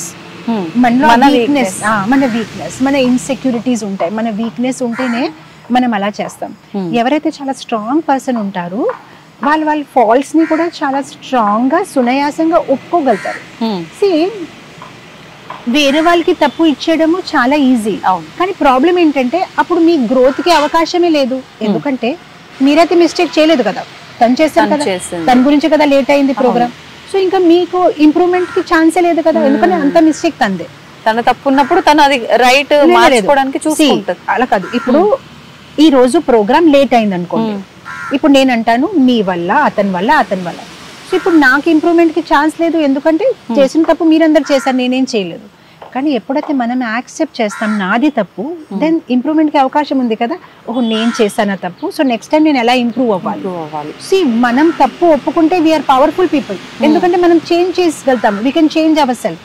కానీ మన తప్పు ఒప్పుకోకపోతే అతని వల్ల అంటే మనం ఏం ప్రోగ్రెస్ అవ్వలేమన్నమాట, మనం అక్కడే ఉండిపోతాం.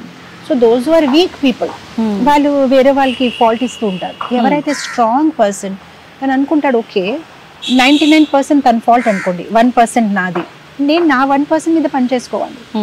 I have to work on my 1%. మీది 99% ఉండొచ్చు, దాంతో నాకేం సంబంధం. మీ 99% అది మీ ప్రాబ్లం, నా 1% ఫాల్ మీద నేను పని చేసుకోవాలి. అలా చేసినప్పటికైనా మనం ఇంప్రూవ్ అవుతూ వెళ్తాం అనమాట. సో వేరే వాళ్ళ మీద దోషం ఇచ్చేయడం ఈజీ, కానీ ఇంప్రూవ్మెంట్ స్కోప్ లేదు.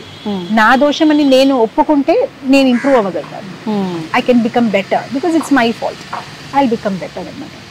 So yeah, it takes a lot of understanding, maturity, but it will happen as time passes. మనం ఎప్పుడైతే భగవద్గీత, భాగవతం, శాస్త్రాలు చదువుతూ ఉంటాము, దాంట్లో ఎన్నో వృత్తాంతాలు, ఎంతో మహానుభావులు వాళ్ళ ఒక జీవిత చరిత్రము, వాళ్ళు కఠినమైన పరిస్థితి అయినప్పటికీ వాళ్ళు ఎలా ప్రవర్తించారు, దాని నుంచి వింటూ నేర్చుకుంటూ మన జీవితం దాన్ని ఆచరించే ఒక ఇన్స్పిరేషన్ వస్తుంది.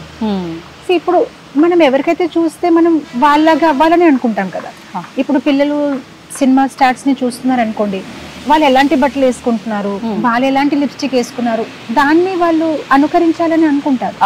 అలానే మనం శాస్త్రం నుంచి గొప్ప వాళ్ళ ఒక్క జీవితాన్ని చదివితే అప్పుడు మెల్లమెల్లగా వాళ్ళని అనుకరించాలని ఆ ఒక్క ఇన్స్పిరేషన్ రావచ్చు.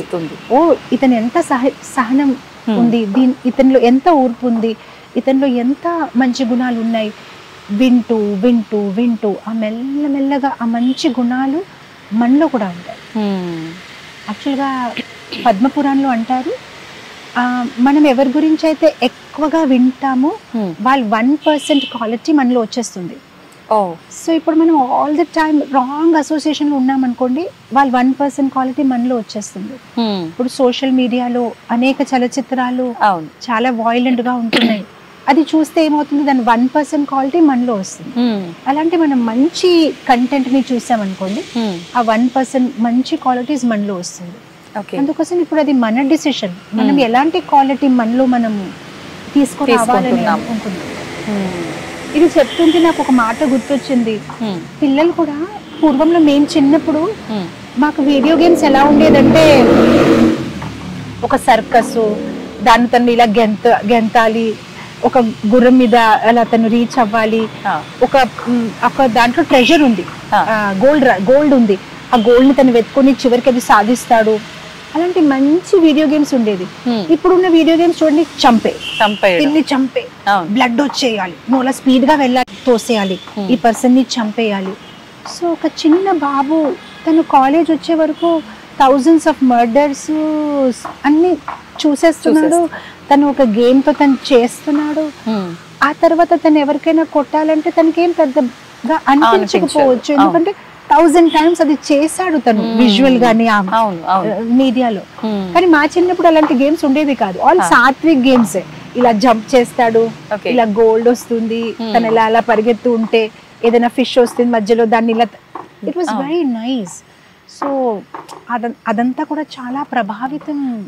టెక్నాలజీ పెరిగే కొద్దీ అది మంచి వైపు అడుగులు వేయటానికంటే కూడా చెడు వైపు అధర్మంగా ఎక్కువ అడుగులు వేయటానికి సిద్ధపడుతోందనే చెప్పాలి పరిస్థితులు. ఎగ్జాక్ట్లీ.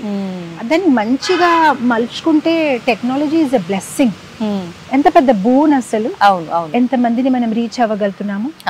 పూర్వంలో ఆధ్యాత్మిక జ్ఞానం అంటే గురుకులకి వెళ్ళాలి, అడవిలో ఉండాలి, గురుగారి దగ్గర నేర్చుకుంటూ ఇప్పుడు 1 button అంతే, మీకు మంచిగా మీరు ఏం కావాలి ఆధ్యాత్మికత గురించి వినొచ్చు. సో మంచి ఛాన్సెస్ ఉన్నాయి యూజ్ చేయడానికి. Depends upon how we use it. మనం ఎలా యూజ్ చేస్తున్నాం మనపైన ఆధారపడి. అంతే. ఇప్పుడు మీరు అన్నట్టుగా ఈ సోషల్ మీడియా వల్ల చాలా మంది పైకి ఎదిగిన వాళ్ళు ఉన్నారు, అంతే రకంగా కింద పడిపోయిన వాళ్ళు ఉన్నారు. అంటే అది మనం ఎలా ఉపయోగించుకుంటున్నాము అనే దానిపైనే ఆధారపడి ఉంటుంది. మనం ఉపయోగించుకోవాలి దాన్ని మంచిగా అని అంటే, ఇప్పుడు మీరన్నట్టు మనం ఏ బటన్ నొక్కుతున్నాము అంతే కదా. ఎగ్జాక్ట్లీ. సోషల్ మీడియా చాలా పెద్ద ఇన్ఫ్లుయెన్స్ క్రియేట్ చేస్తుంది. అండ్ సోషల్ మీడియాలో కూడా మనం చాలా సెలెక్టివ్గా ఉండాలి. మనం ఏం వింటున్నాం. మీరు సోషల్ మీడియాలో వెళ్ళి గీతా చదివితే మన కోసం మంచిది కాదని ప్రెస్ చేయండి, అలా కూడా 1000 reasons వస్తాయి.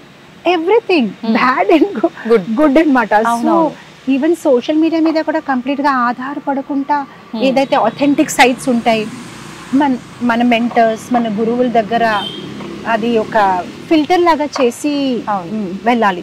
ప్రతిదీ చూసుకుని ఊరికే ఆ రీల్స్ అలా అలా చూసినప్పటికీ కూడా మనం కంప్లీట్ గా, అంటే కొందరు అంటారు లేదు మేము భక్తి చేస్తున్నాం. ఎలా చేస్తున్నారు భక్తి అంటే? అదే రీల్స్ చూస్తాం, ఆధ్యాత్మిక రీల్స్ చూస్తాం. ఐ టెల్ యు ఒక స్టోరీ చెప్తాను. ఒక అతను చాలా పాపాలు చేసినప్పటికీ చివరికి చనిపోయినప్పటికీ యమదూతలు వచ్చాయి.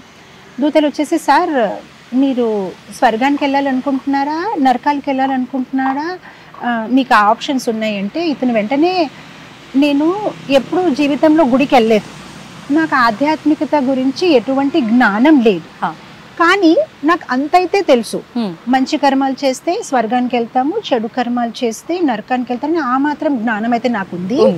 ఇదేంటి మీరు కొత్తగా అడుగుతున్నారు, ఆప్షన్ ఇస్తున్నారు నాకు, మీరు స్వర్గాన్ని వెళ్ళాలనుకుంటున్నారా నరకాన్ని, అలా ఆప్షన్స్ ఎలా ఉంటాయండి, నా కర్మ ప్రకారమే కదా ఉంటుందంటే వీళ్ళు వెంటనే లేదండి ఇప్పుడు అంత గవర్నమెంట్ మారింది కదండి, అన్ని రూల్స్ మారాయండి, మీకు ఇప్పుడు ఆప్షన్స్ ఉన్నాయండి, మీరు ఎంచుకోండి అంటే, సరే అయితే ఎలా ఎంచుకోవాలంటే ఇగోండి మీరు స్వర్గం వెళ్ళాలనుకుంటే ఇక్కడ బ్రోషర్ ఉంది, ఆ బ్రోషర్ని మీరు చూసుకోండి, దాంట్లో ఉన్న ఫెసిలిటీస్, మీరు నరకం వెళ్ళాలనుకుంటే ఇగోండి యూట్యూబ్ లింక్ ఉంది, దాంట్లో మీరు చూడండి అంటే తన మనసులో అనుకున్నాడు, అయ్యో స్వర్గం ఇంకా చాలా బ్యాక్వర్డ్ గా ఉంది, ఇంకా బ్రోషర్స్ ఎవరు చూస్తారు, అన్ని యూట్యూబే కదా, నరకం చాలా టెక్నాలజికల్ అడ్వాన్స్ ఉంది, యూట్యూబ్ లింక్ ఉంది, తను హ్యాపీగా యూట్యూబ్ లింక్ పెట్టుకున్నాడు. పెట్టుకుంటే అందరూ చాలా ఎంజాయ్ చేస్తున్నారు, ఏదో తాగడము, స్మోకింగ్, ఇది అది ఇలా జంపింగ్ అనమాట, అబ్బా చాలా బాగుంది అని. వాళ్ళు 10 minutes తర్వాత వచ్చారు, సార్ డిసిషన్ తీసుకున్నారండి అంటే, అవును నేను నరకానికి వెళ్తాను. Are you sure sir? అవును నేను నరకానికే వెళ్తాను. ఓకే సరే సార్ రండి తీసుకొని, సార్ మీరు నరకానికి వెళ్ళాలనుకుంటే లిఫ్ట్లో బటన్ కొట్టండి, తిన్నంగా కిందకి వెళ్ళిపోయి నరకానికి వెళ్ళిపోతారు. ఒకవేళ లేదు నాకు స్వర్గాన్ని వెళ్ళాలని అనుకుంటే ఇగోండి మెట్లు ఉన్నాయి కదా, పైకి ఎక్కిపోండి స్వర్గంకి వెళ్ళిపోతారు.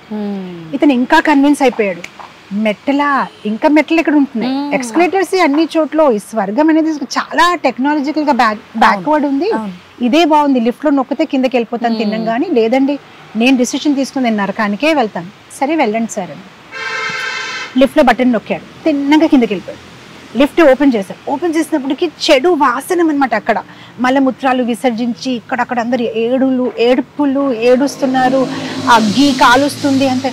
సో అప్పుడు వెంటనే నచ్చారు, మేడం మేడం సార్ మీరు రాంగ్గా తెచ్చారండి, ఈ రాంగ్ ప్లేస్ అండి, మేబీ బై మిస్టేక్ తెచ్చారండి, ప్లీజ్ నన్ను పైకి తీసుకురండి అంటే వాళ్ళు పైనుంచి వచ్చారు, సార్ మీరే కదండి నరకాన్ని సెలెక్ట్ చేసుకున్నారు, కానీ ఆ యూట్యూబ్ లింక్ లో అలా లేదండి, యూట్యూబ్ లింక్ లో అందరు చాలా ఆనందంగా కనిపించారని. అప్పుడు వెంటనే వాళ్ళ పైనుంచి, that is our social media PR department అండి, వాళ్ళ కొంచెం అలానే పరిస్థితి చూపిస్తూ ఉంటారండి, కానీ నరకం అలానే ఉంటుందండి, థ్యాంక్ యూ నండి అని వాళ్ళు వెళ్ళిపోయారు. ఇది ఉంది పరిస్థితి.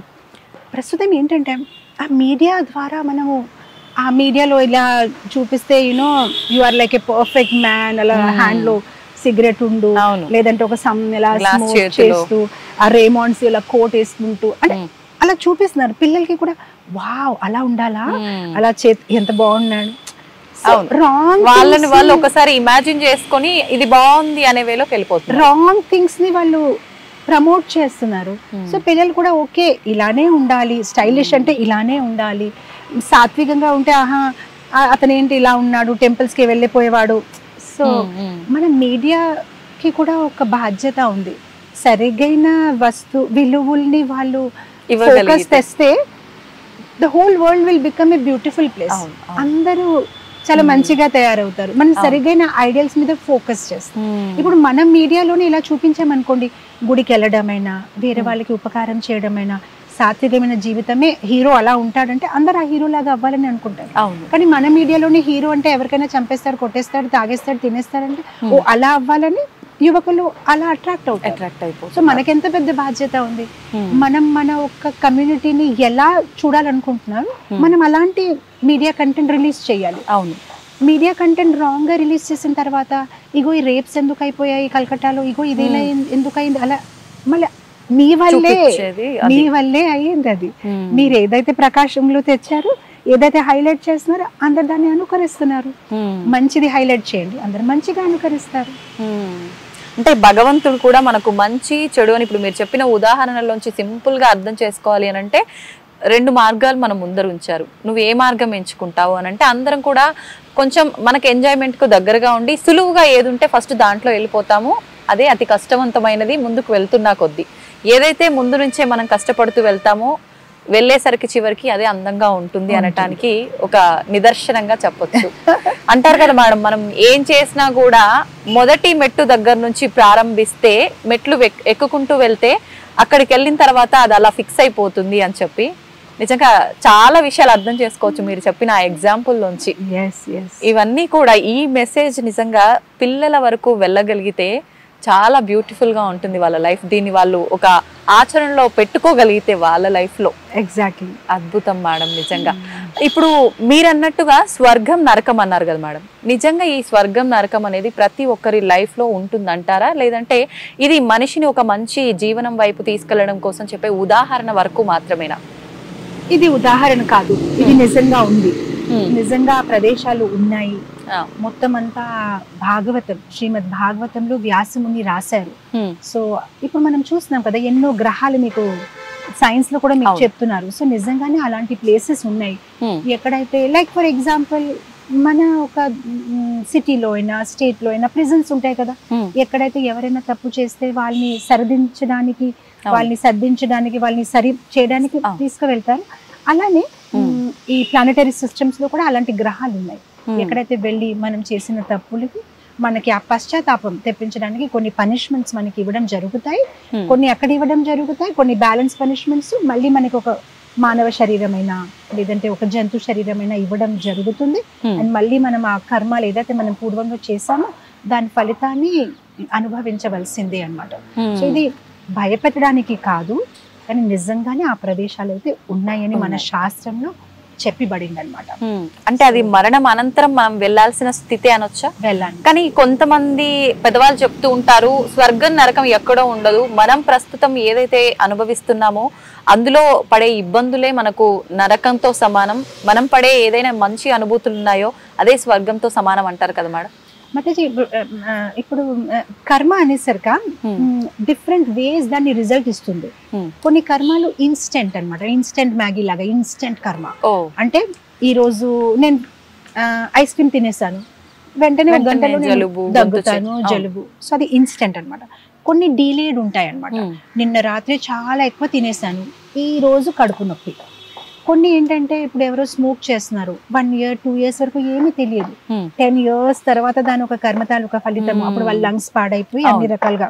సో అలానే ఇప్పుడు మీరు అన్నారు, పెద్దవాళ్ళు అంటున్నారు ఇక్కడే దాని ఫలితాలు. ఎస్, కొన్ని ఇక్కడే ఉంటాయి, కొన్ని ఇన్స్టెంట్ గా ఇక్కడే ఉంటాయి, అది మనం చేసే కర్మను బట్టి.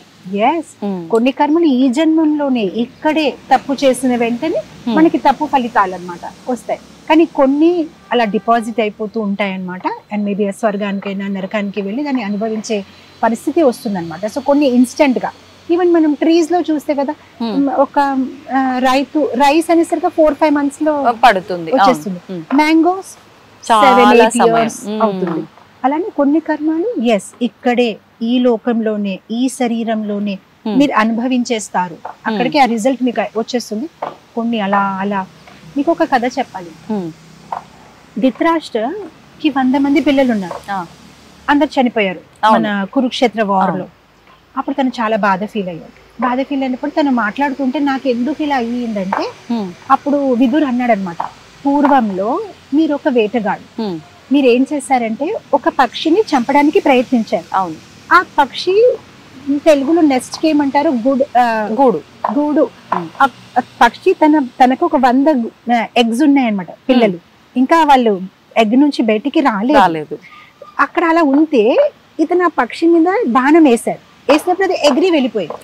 దీనికి కోపం వచ్చింది, అంత పర్ఫెక్ట్ గా వేసాను, ఇది రైట్ మూమెంట్ కి ఎగిరింది అని కోపంతో ఆ ఒక నెస్ట్ తీసుకొని ఆ 100 eggs ని అలా పడేశాడు. సో ఆ పక్షి ఏడ్చింది అనమాట, తన ముందు తన 100 పిల్లలు చనిపోయారు. సో మీరు అది చేశారు కనుక మీకు ఈ పనిష్మెంట్ వచ్చింది. ఈ లైఫ్ లో మీకు కూడా 100 మంది పిల్లలు మీ ఎదురుగానే ఆ కురుక్షేత్ర భూమిలో ఒక్కరి తర్వాత ఒక్కరు చనిపోయారు. సో ధృతరాష్ట్ర అన్నారు, కానీ మీరంటున్నారు ఇది ఎప్పుడో 50 జన్మల కిందట చేసిన పని, 50 జన్మల వరకు ఎందుకు వేచి ఉంది నాకు ఆ కర్మ ఫలితం ఇవ్వడము? సో అప్పుడు విదురు అన్నాడు, అంటే మీకు కొడుకు పుట్టాలంటే కూడా మీకు మంచి కర్మలు చేయాలి కదా, అలా పుట్టడు కదా, అందుకోసం ఆ 50 lifetimes మీరు చేసిన మంచి కర్మాల వల్ల మీకు 100 boys 100 మంది కొడుకులు మీకు పుట్టారు. అండ్ తర్వాత ఆ 50 lifetime బ్యాక్ చేసిన తప్పుకి ఈ రోజు మీకు పనిష్మెంట్ వచ్చింది అనమాట.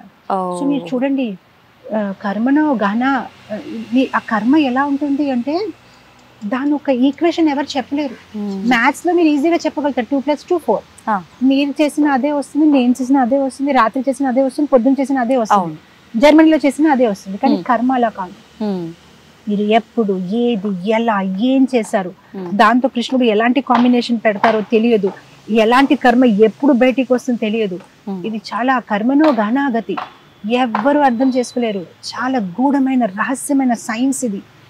ఏం చేశారు పూర్వంలో, దాంతో ఏం మల్టిప్లై చేసి, ఏం డివైడ్ చేసి, ఏం సబ్ట్రాక్ట్ చేసి మీకు ఆ ప్రొడక్ట్ ని భగవంతుడు బయటికి ఇస్తాడు తెలియదు. ఆ సఫరింగ్ అయినప్పుడే అర్థమవుతుంది నేనేం చేశాను, జన్మలో ఏ పాపం చేశాను అంటుంటారు. నేనేం చేశాను. నేను పుట్టినప్పటి నుంచి ఎవరితో ఒక చెడు మాట మాట్లాడలేదు, నేను అందరితో ఎంత బాగుంటున్నాను, నాకెందుకు ఇలా అయ్యింది తెలియదు. పూర్వంలో ఎన్నెన్నెన్నెన్నో క్యాల్కులేషన్స్ ఉన్నాయి.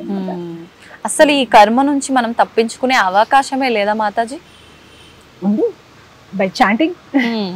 యాక్చువల్గా మీరు ఏదైనా విత్తనం తీసుకుంటే దాన్ని మట్టిలో నాటితే నీళ్ళేస్తే మంచి మొక్క వస్తుంది. అవును. కానీ ఆ విత్తనాన్ని ఆయిల్ వేసి కొంచెం వేపేశారనుకోండి, దాని నుంచి ఏమీ రాదు. అలానే మనం చేసిన కర్మాలన్నీ విత్తనాల్లాగా ఉన్నాయి. మనం ఎవ్రీ సింగిల్ డే మన లైఫ్ లో విత్తనాన్ని నాటుతున్నాం. ఏ మొక్క ఎక్కడి నుంచి ఎప్పుడు ఎలా వస్తుంది తెలియదు.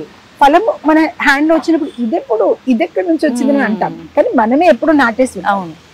సో శాస్త్రంలో అంటారు ఆ విత్తనాన్ని మీరు దాన్ని కాల్చేయండి. సో దానికి రామరక్ష స్తోత్రంలో ఒక శ్లోకం ఉంది. భర్జనం భవ బీజానాం అర్జనం సుఖ సంపదా తర్జనం యమదూతానాం రామ రామేతి గర్జనం. రామ రామేతి గర్జనం.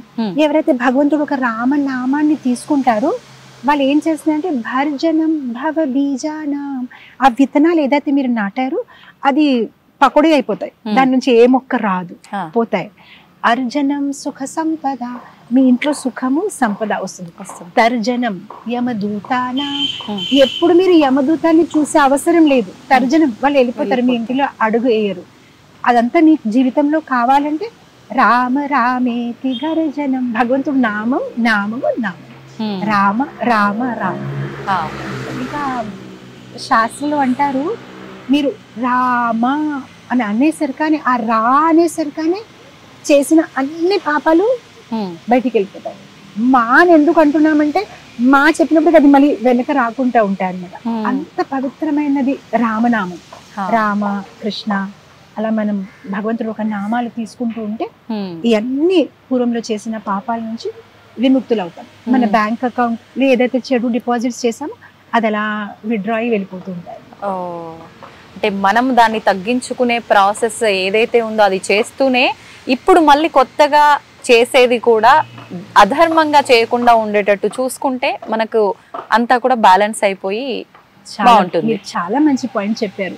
అంటే ఒక కార్ డ్రైవ్ చేస్తే ఎక్సిలేటర్ మీద కాలు పెట్టాలి, బ్రేక్ నుంచి కాలు తీసేయాలి. అవును, రెండు పెట్టుకుంటే కారు ముందుకి వెళ్ళదు. అలానే ఓకే, మనం జపం చేస్తున్నాము, పూర్వంలో చేసిన పాపాల నుంచి విముక్తులయ్యాం.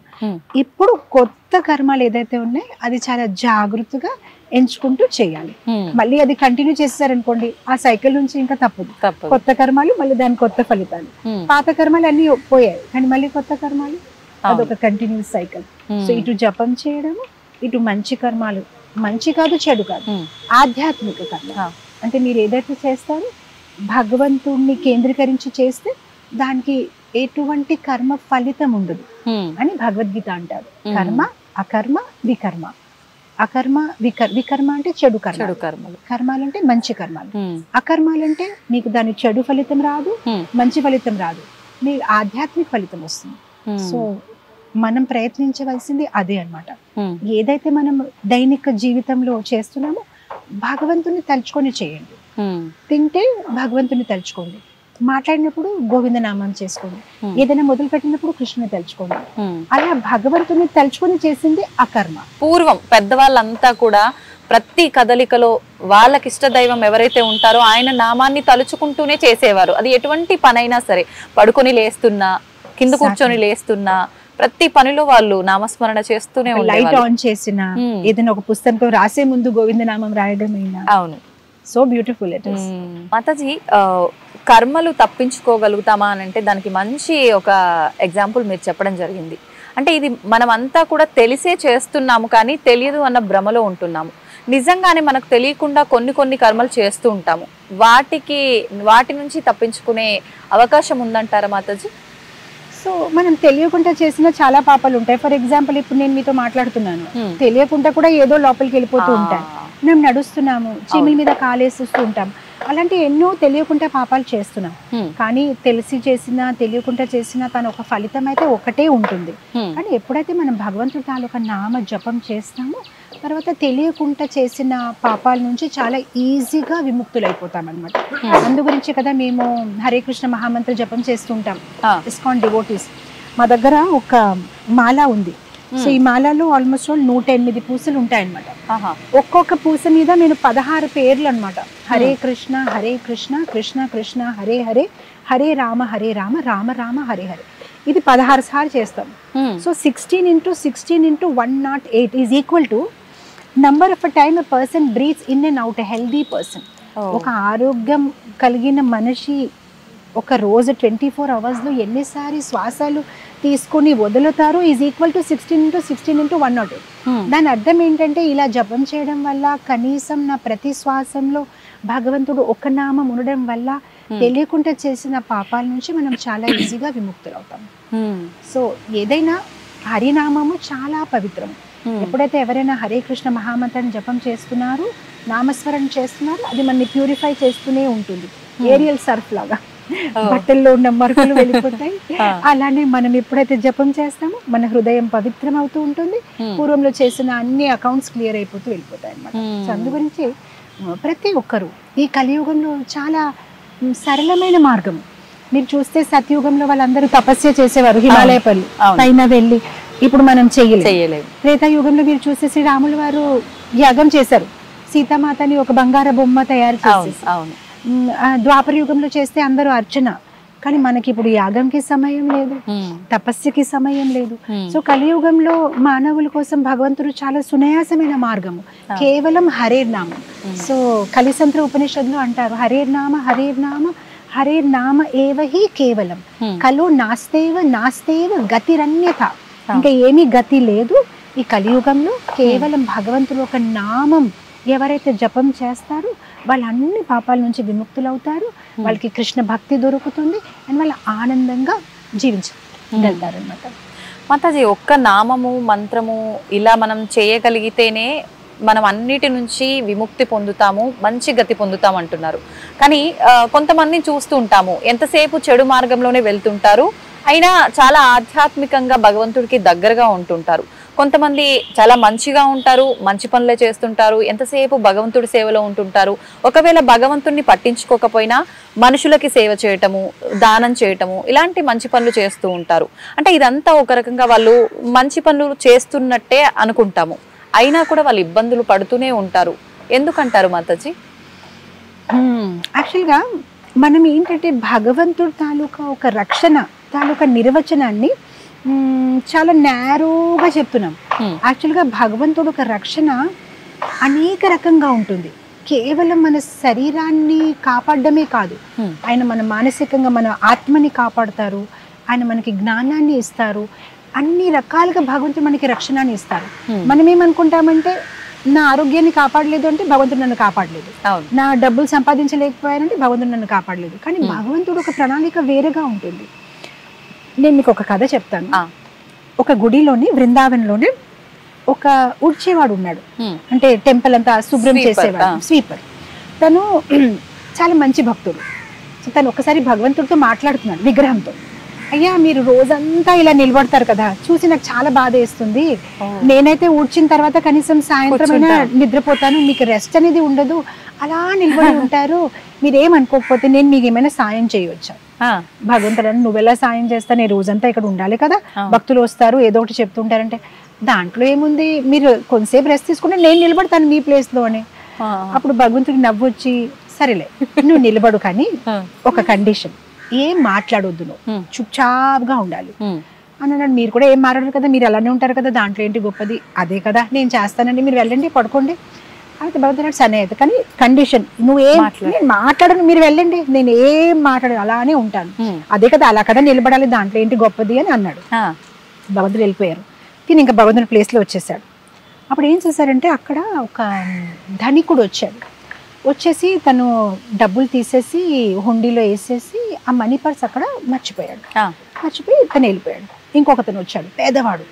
తను భగవంతుడికి అడుగుతున్నాడు అనమాట, ఇన్ని రోజుల నుంచి మిమ్మల్ని అడుగుతున్నాడు, తినడానికి ఏమీ లేదు, ఏదైనా దయ చూపించండి అని. అలా కళ్ళు మూసుకొని కళ్ళు తీసినప్పటికీ ఆ పర్స్ కనిపించింది. ఓ మేబీ ఇది భగవంతుడు ఒక అనుగ్రహం అని వెంటనే ఆ పర్స్ తీసుకుని వెళ్ళిపోయాడు. ఇంకొకతను వచ్చాడు, నావికుడు. ఈరోజు నా నౌక ప్రయాణం ఉంది, ఇంకా మళ్ళీ ఎప్పుడు వస్తానో 6 నెలల తర్వాత నన్ను కాపాడండి, మా కుటుంబంలో ఉన్న అందరినీ బాగా కాపాడండి అని ప్రార్థించి తను అలా వెళ్ళిపోతున్నాడు. ఆ లోపల ఏంటంటే ఆ ధనవంతుడు చూస్తే పర్స్ లేదని ఎవరో తీసుకున్నారని అనుకొని పోలీస్ స్టేషన్కి వెళ్ళాడు. తీసుకుని రండి మనం ఇచ్చేసుకుందాము, ఎవరిన పర్స్ తీసుకున్నారంటే ఆ లోపల గుడిలో ఎవ్వరు లేరు, ఇతనే ఉన్నాడు, నావికుడు ప్రార్థిస్తున్నాడు. వెంటనే ధనవంతుడు ఏం చేశాడు, పోలీస్కి ఇతనే తీసుకుని ఉంటాడు, ఎవరు లేరు, తను చెక్ చేయండి. మొత్తం అంతా చెక్ చేశారు, పర్స్ లేదు. తను అంటున్నాడు, లేదు నేను ఒప్పుకొని, ఇతనే తీసుకొని ఉంటాడు. సో మొత్తం మీద ఏంటంటే ఈ పోలీస్ ఇంకా తన్ని అరెస్ట్ చేసి తీసుకెళ్ళిపోతాడు. ఇప్పుడు మన డూప్లికేట్ భగవంతుడు ఏదైతే ఉన్నాడో తను అన్ని చూస్తున్నాడు, కానీ చెప్దామంటే భగవంతుడు అన్నారు కదా ఏం మాట్లాడొద్దు. చివరికి ఇంకా ఊరుకోలేక ఆగండి తను ఏం చేయలేదు, తను ఏం తీసుకోలేదు, ఆ పేదవాడు ఎవరైతే ఆ టెంపుల్ బయట గుడిసెలో ఉంటున్నాడు తనే తీసుకున్నాడని చెప్పేశాడు. చెప్పేస్తే తిని వదిలేసి తను అరెస్ట్ చేశారు. ఇంకంతా అయిపోయింది. రాత్రి భగవంతుడు వచ్చినప్పటికీ ఎలా గడిపింది ఈ రోజు అంటే చాలా బాగుంది, అసలు నేను చాలా హెల్ప్ చేశాను, చాలా మందికి న్యాయం చేశాను, నేను నీకు చెప్పాను కదా అసలు నువ్వు మాట్లాడవద్దంటే, అరే మీరు వినండి ఫస్ట్ నేను ఏం చేశాను, ఎంత గొప్ప పని చేశాను, మొత్తం స్టోరీ చెప్పాను. అప్పుడు భగవంతుడు ఇలా తలపట్టుకుని కూర్చుని, ఏ మంచిగానే చేశాను కదా అంటే, అయ్యో బాబు నీకు నా ప్రణాళిక తెలియదు, ఆ ధనవంతుడికి ఈ రోజు రాత్రి హార్ట్ అటాక్ వస్తుంది, తను ఇప్పటి వరకు ఏ మంచి కార్యం చెయ్యలేదు, కావాలని తనకి అలా తను మర్చిపోయాడు కదా, అజ్ఞాత సుకృతి, ఆ పేదవాడు తన డబ్బులు తీసుకుని వెళ్ళిపోయి వాడితే తనకి ఒక సుకృతి వస్తుంది, తనకు ఒక మంచి కర్మ వస్తుందని ఏర్పాటు చేశాను, కనీసం పైకి వెళ్ళినప్పటికీ తనకు ఒక అవకాశం ఇస్తారు, మంచి పని చేస్తారు, నువ్వు ఆ అవకాశాన్ని తీసేసుకుంటావు. ఆ పేదవాడు ఉన్నాడా, తన ఆకలితో అలమడుతున్నారు వాళ్ళ ఫ్యామిలీ అంతా, ఈ రోజు వాళ్ళకి ప్రసాదం అందించకపోతే వాళ్ళు చనిపోతారు, అంత ప్రార్థించారు కదా, దానికి అందించాలని నేను అనుకున్నాను, అందుకోసం ఏర్పాటు చేశాను. అదంతా బాగానే ఉంది, కానీ మరి పాపం నావికుడు తను ఏం తప్పు చేయలేదు కదా. నావికుడు ఏ నౌకలో అయితే ఈరోజు వెళ్తున్నాడో ఆ నౌక మునిగిపోతుందన్నమాట, అందుకోసం నేను కావాలని ఇది చేశాను, తన రాత్రి అంతా జైల్లో ఉండిపోతే ఆ నౌక తను వదిలేసి వెళ్ళిపోతుంది కదా, ఆ షిప్ తన జీవితాన్ని కాపాడదామని నేను ఆ ప్రణాళిక వేశాను. అప్పుడు తను అనుకున్నాడు, భగవంతుడు ఇంత ప్రణాళిక ఉంటాయా మీకు? అప్పుడు కృష్ణుడు అంటున్నాడు, చూడు ఏదైతే మన జీవితంలో జరుగుతుంది, మనం ఇటు చూసామా అటు చూసామా, ఇలా నవ్వామా, ఇతను వచ్చాడా, అది పెట్టామా, ప్రతిదీ భగవంతుడు ఒక ప్లానింగ్ ఉంటుంది. ఈ నిమిషం అది మనకి ఇదేంటి ఇలా జరిగిందని అనిపిస్తుంది, దాని వెనక ఏంటి స్టోరీ మనకి తెలియదు. ఈవెన్ భగవంతుడు సమ్టైమ్స్ వి ఫీల్ ఇతను చాలా మంచివాడు, తనకెందుకు చెడు జరుగుతుంది, మనకి తెలియదు ఆ చెడు వెనక కూడా భగవంతుడు ఒక ప్రణాళిక ఎలా ఉంది. ఆ నిమిషం మనకు అది చెడు అవుతుందని అనిపించవచ్చు, మేబీ దానిలో ఏదైనా గుణపాఠం ఉంది, మేబీ భగవంతుడు ఒక ప్రణాళిక ఉంది.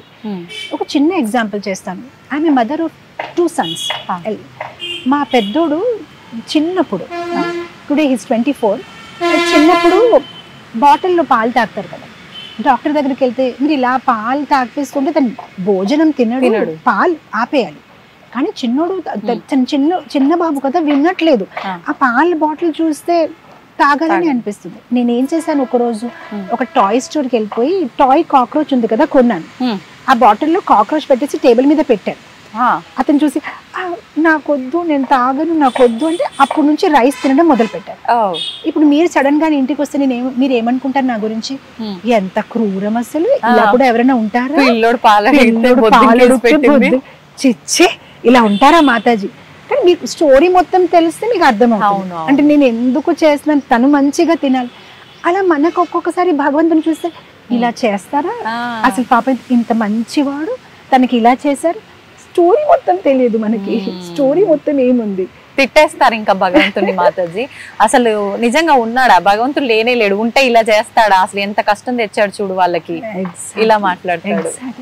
స్టోరీ మొత్తం తెలియదు, అసలు ఏముంది ఆ స్టోరీ.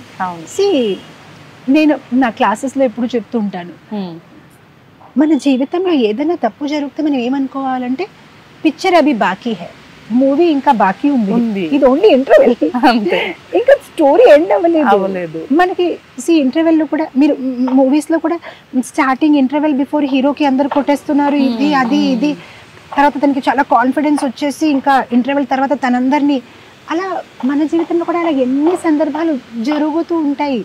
మనకి తెలియదు కృష్ణ ఎలాంటి పరిస్థితులు మనకి ఎందుకు పెట్టాడు, దాని నుంచి మనం నేర్చుకోవాల్సిన గుణపాఠం ఏంటి, అది మన జీవితంలో ఎలా ఒక మార్పుల్ని తీసుకొస్తుంది మనకి తెలియదు. Have patience, patience, patience. ఊర్పు ఊర్పు ఊర్పు.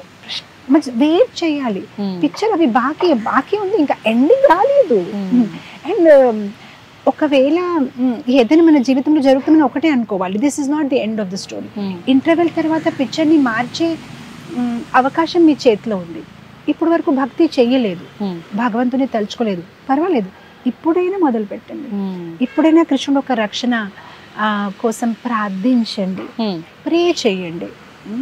సో నేను ఎప్పుడు అంటూ ఉంటాను, ప్రేయర్స్ అంటే keep on doing until something happens. Push అని ఉంటుంది కదా, పుష్. ప్రే అంటిల్ సంథింగ్ హ్యాపెన్స్. చేస్తూనే ఉండండి, చేస్తూనే ఉండండి. Lord has his own plan. ఒక ప్రత్యేకమైన మంత్రం కానీ శ్లోకం కానీ ఏదైనా ఉందా మాతాజీ, అలా ప్రతి నిత్యము స్మరించుకోవడానికి సంబంధించి? తప్పకుండా. కలిసంత్ర ఉపనిషత్తులో, భవిష్య పురాణంలో చెప్పిన ఈ ఒక మంత్రం ఉంది.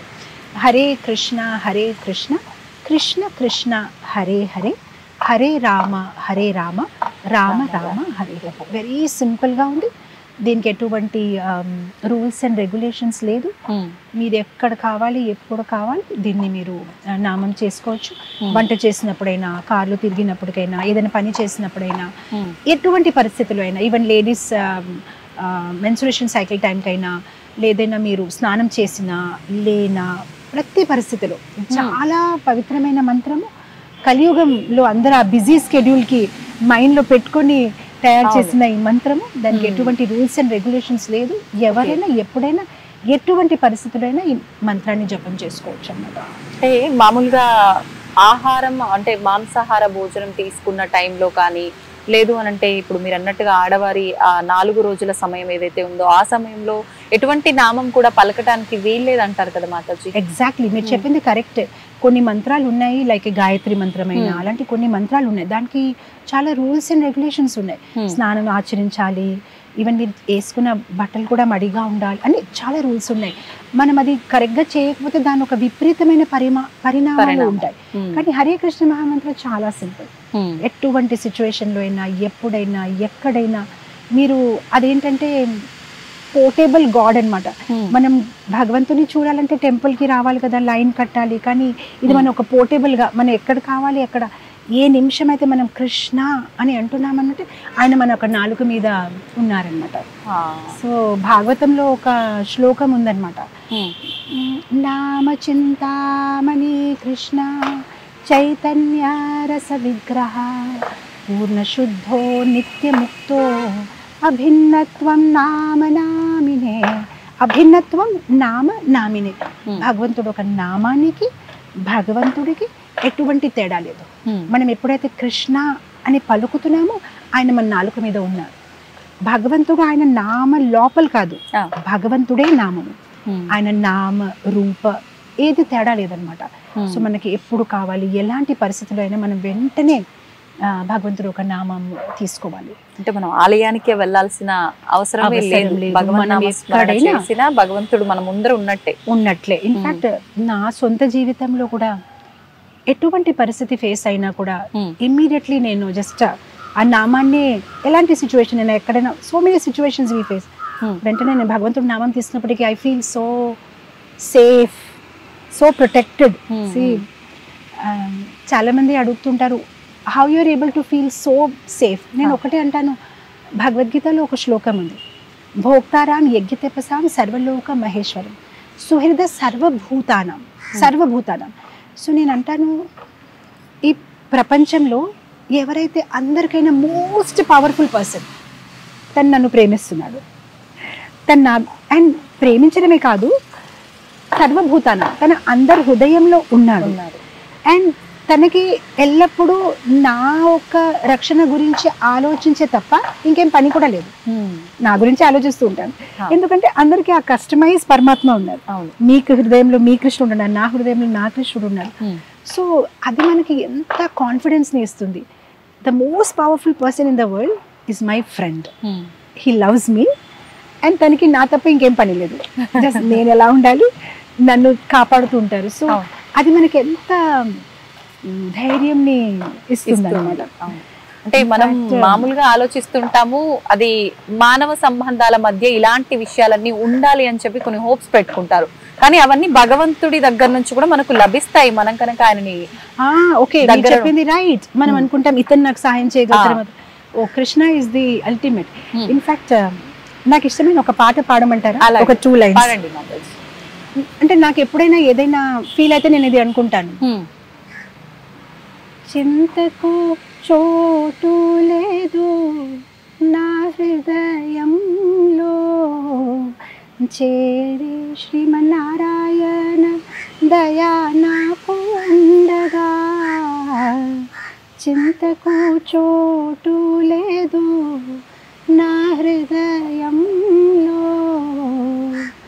నది సముద్రములేవైనా భయము నాకు ఏలనో. నది సముద్రములేవైనా భయము నాకు ఏలనో. మత్స్యమూర్తి అండ నాకు దండిగా ఉండగా.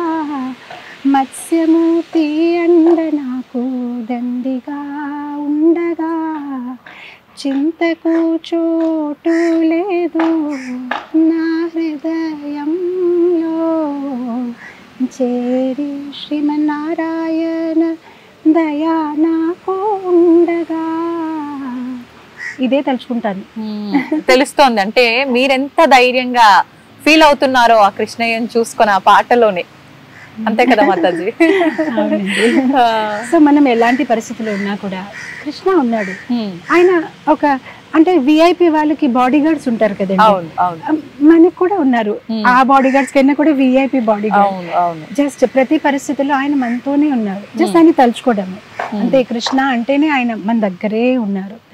ద్రౌపదికి ఎలా అయితే కాపాడారు ప్రతి పరిస్థితిలో, పాండవాళ్ళకి భీమాకి, అలా ఆయన కేవలం పాండవులకి కాదు, ఆయన అందరినీ కాపాడతారు. ఆయన అందరి కోసం ఉన్నారు. ఆయన అందరికి ఒక ప్రణాళిక వేస్తున్నారు. అందరి జీవితం ఒక ఆధిపత్యం, ఒక ప్రణాళిక అన్నీ ఆయనే చేస్తున్నారు. జస్ట్ మనం ఆయన వైపు చూడట్లేదు, మనకు ఆ నమ్మకం లేదు, మన ఆయన్ని పిలవట్లేదు అంతే. ద్రౌపదికి ఒకసారి హస్తినాపూర్లో యుద్ధం అంతా అయిపోయిన తర్వాత ద్రౌపది అనిందనమాట, కృష్ణ మీ మీద నాకు చిన్న కోపం ఉంది. ఆ అసత్ సభలో నా చీరలంతా లాగుతూ ఉంటే నేను నిన్ను పిలిచాను, ఎందుకు ఆలస్యంగా వచ్చావు నువ్వు? అప్పుడు వెంటనే రావాలి కదా. అప్పుడు కృష్ణుడు అన్నాడు, నీ ప్రార్థన నువ్వు ఎలాంటి ప్రార్థన చేసావు అంటే ఆవిడ మొత్తం పాడింది ప్రార్థన. అప్పుడు నువ్వు ప్రార్థనలో ఏం చెప్పావంటే, ఓ కృష్ణ, ఎవరైతే ద్వారకాలో ఉంటున్నాడో దయచేసి ద్వారకా నుంచి తొందరగా రా అని అన్నావు. అసలు నేను ద్వారకాను లేను, నేను నీ పక్కనే ఉన్నాను. నువ్వు అలా ఉన్నావని మళ్ళీ నేను ద్వారకాకి వెళ్ళి నా డ్రైవర్తో వచ్చాను, అందుకోసం ఆలస్యం అయ్యింది. నేను నీ దగ్గరే ఉన్నాను. నువ్వు ఎందుకు అన్నావు ద్వారకా నుంచి రా అని అన్నావు, నేను నీ దగ్గరే ఉన్నాను. సో ఆ ద్రౌపది పాడిన ఆ ప్రార్థన ఉంది కదా అసత్ సభలో, ఎప్పుడైతే చీర లాగుతున్నారో అక్కడ ఆవిడ అంటుంది, ద్వారకాధీశ్ అనమాట, అదే ఆవిడ అంటుంది, శంఖ చక్ర గదా పాణి ద్వారికా నిలయచ్యుతా గోవిందా పుండరీకాక్ష రక్షమాం శరణాగతి. సో ద్వారక అందుకోసం ఆలస్యం అయింది, నేను నీ దగ్గరే ఉన్నాను. సో కృష్ణ మన దగ్గరే ఉన్నాడు, జస్ట్ మీరు పిలవండి. అతను వెయిట్ చేస్తున్నారు. జస్ట్ లైక్ తల్లిదండ్రులు ఒక్కసారి పిల్లలు ఆడుతూ ఉంటే పడుతుంది, అమ్మ అంటే అమ్మ వచ్చేస్తుంది, కనీసం పిలవండి. మనకి పిలవడానికి నమ్మకం లేదు, బద్ధకం ఉంది. పిలిస్తే చాలు, ఆయన రెడీగా ఉన్నారు అందరినీ సాయం చేయడానికి. ఓకే మాతాజీ, ఒక్క విషయం అడుగుతా, మీరు తప్పుగా అనుకోవద్దు సరేనా? తప్పకుండా అడగండి. అంటే చాలా మంది భగవంతుని నమ్మని నాస్తికులు, మూర్ఖులు ఉంటారు కదా, అటువంటి వారు చెప్తారు ఏంటి అంటే, ఇప్పుడు మీరు చెప్పిన మాటలన్నీ బట్టి నేను అనుకుంటున్నాను నిజంగా భగవంతుడు మన వెన్నంటే ఉంటాడు, మనం పిలిస్తే వస్తాడు. అన్ని సందర్భాల్లో మనకు కంటికి కనిపించకపోయినా ఆయన వంతు ప్రయత్నం, ఆయన సహాయం మనకి ఇస్తాడు అని నేను నమ్ముతున్నాను మీ మాటల్ని బట్టి. కానీ ఇటువంటి నాస్తికులు, మూర్ఖులు ఉంటారు. వీళ్ళు అదే లోకంలో ఎప్పుడూ ఉంటారు. కృష్ణుడు కృష్ణుడు కృష్ణుడు అంటే ఒక కృష్ణుడు అనే కాదు, ఏ భగవంతుని ఎవరు నమ్ముతారో వాళ్ళ విధానంలో వాళ్ళు ఆ లోకంలో ఎప్పుడు ఉంటారు. కాబట్టి వాళ్ళు అలా ఫీల్ అవుతుంటారు, ఎవరు చేసుకున్న కర్మను బట్టదే, అంతేగాని అదంతా ఏం ఉండదు, అదొక లోకం అంతే, ఇలా మాట్లాడేస్తారు. అటువంటి వాళ్ళకి ఏం చెప్తారు మాతాజీ? యాక్చువల్గా మాతాజీ సో మెనీ ఎన్ని నిజమైన ఘటనలు ఉన్నాయి. ఎక్కడైతే మీరు ఇన్ఫ్యాక్ట్ నేను ఒక పుస్తకం రాస్తున్నాను, త్వరలోనే అది రిలీజ్ అవుతుంది. మిరాకిల్స్, భగవంతుడు చేసిన మిరాకిల్స్ ఏమంటారు దాన్ని తెలుగులో, చమత్కారాలు. ఏదైతే ఆ పూర్వంలో సత్యుగ ద్వాపర త్రేత కాదు, ఇప్పుడు కలియుగంలో స్వయంగా భక్తులు అనుభవించిన ఆ చమత్కారాలు, ఆ మిరాకిల్స్ గురించి నేను ఒక పుస్తకం రాస్తున్నాను. సో ఎలా విగ్రహాలు ఎలా భక్తులతో ప్రతిస్పందిస్తున్నారు, దాని రుజువులతోని నేను దాన్ని త్వరలోనే రిలీజ్ చేస్తున్నాను. దానిలో నేను 64 కథలు రాశాను అనమాట.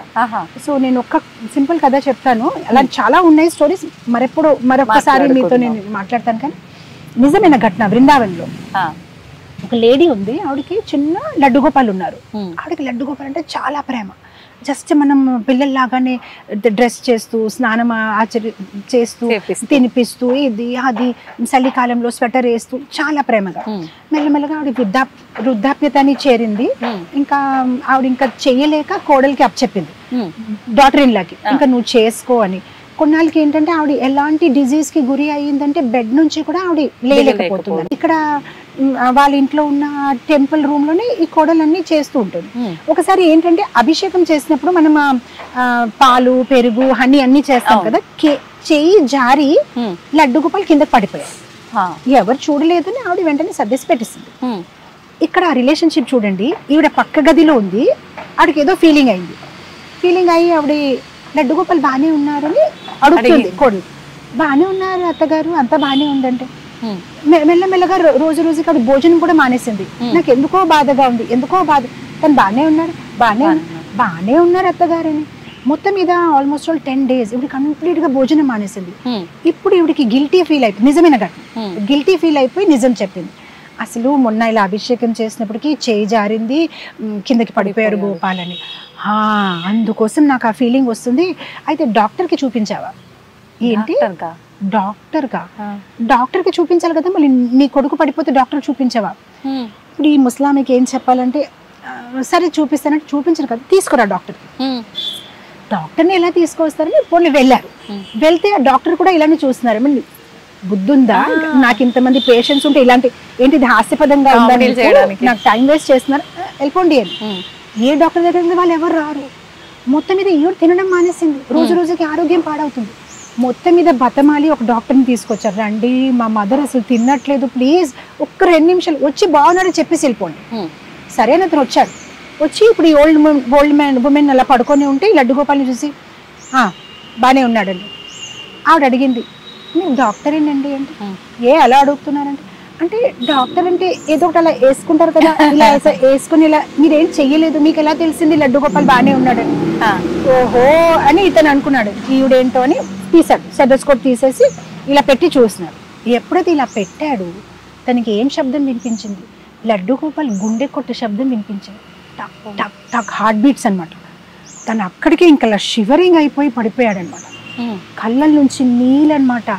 అసలు నిజంగానే లడ్డు గోపాల్ ఉన్నారు, మీ సేవని స్వీకరిస్తున్నారు, నన్ను క్షమించండి, అసలు నేనేదో ఇదేంటి అని అనుకున్నానని అతను మంచి భక్తుడిగా తయారైపోయాడు. ఈ రోజు ఇస్కాన్లో ఉన్నారు, రోజు 16 మాల జపం చేస్తున్నారు.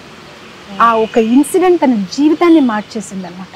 అంటే ఎస్, కృష్ణ ఇస్ దేర్, మూర్తి పూజ కాదు, సాక్షాత్ వ్రజేంద్ర నందన భగవాన్ ఉన్నారు మూర్తిలో.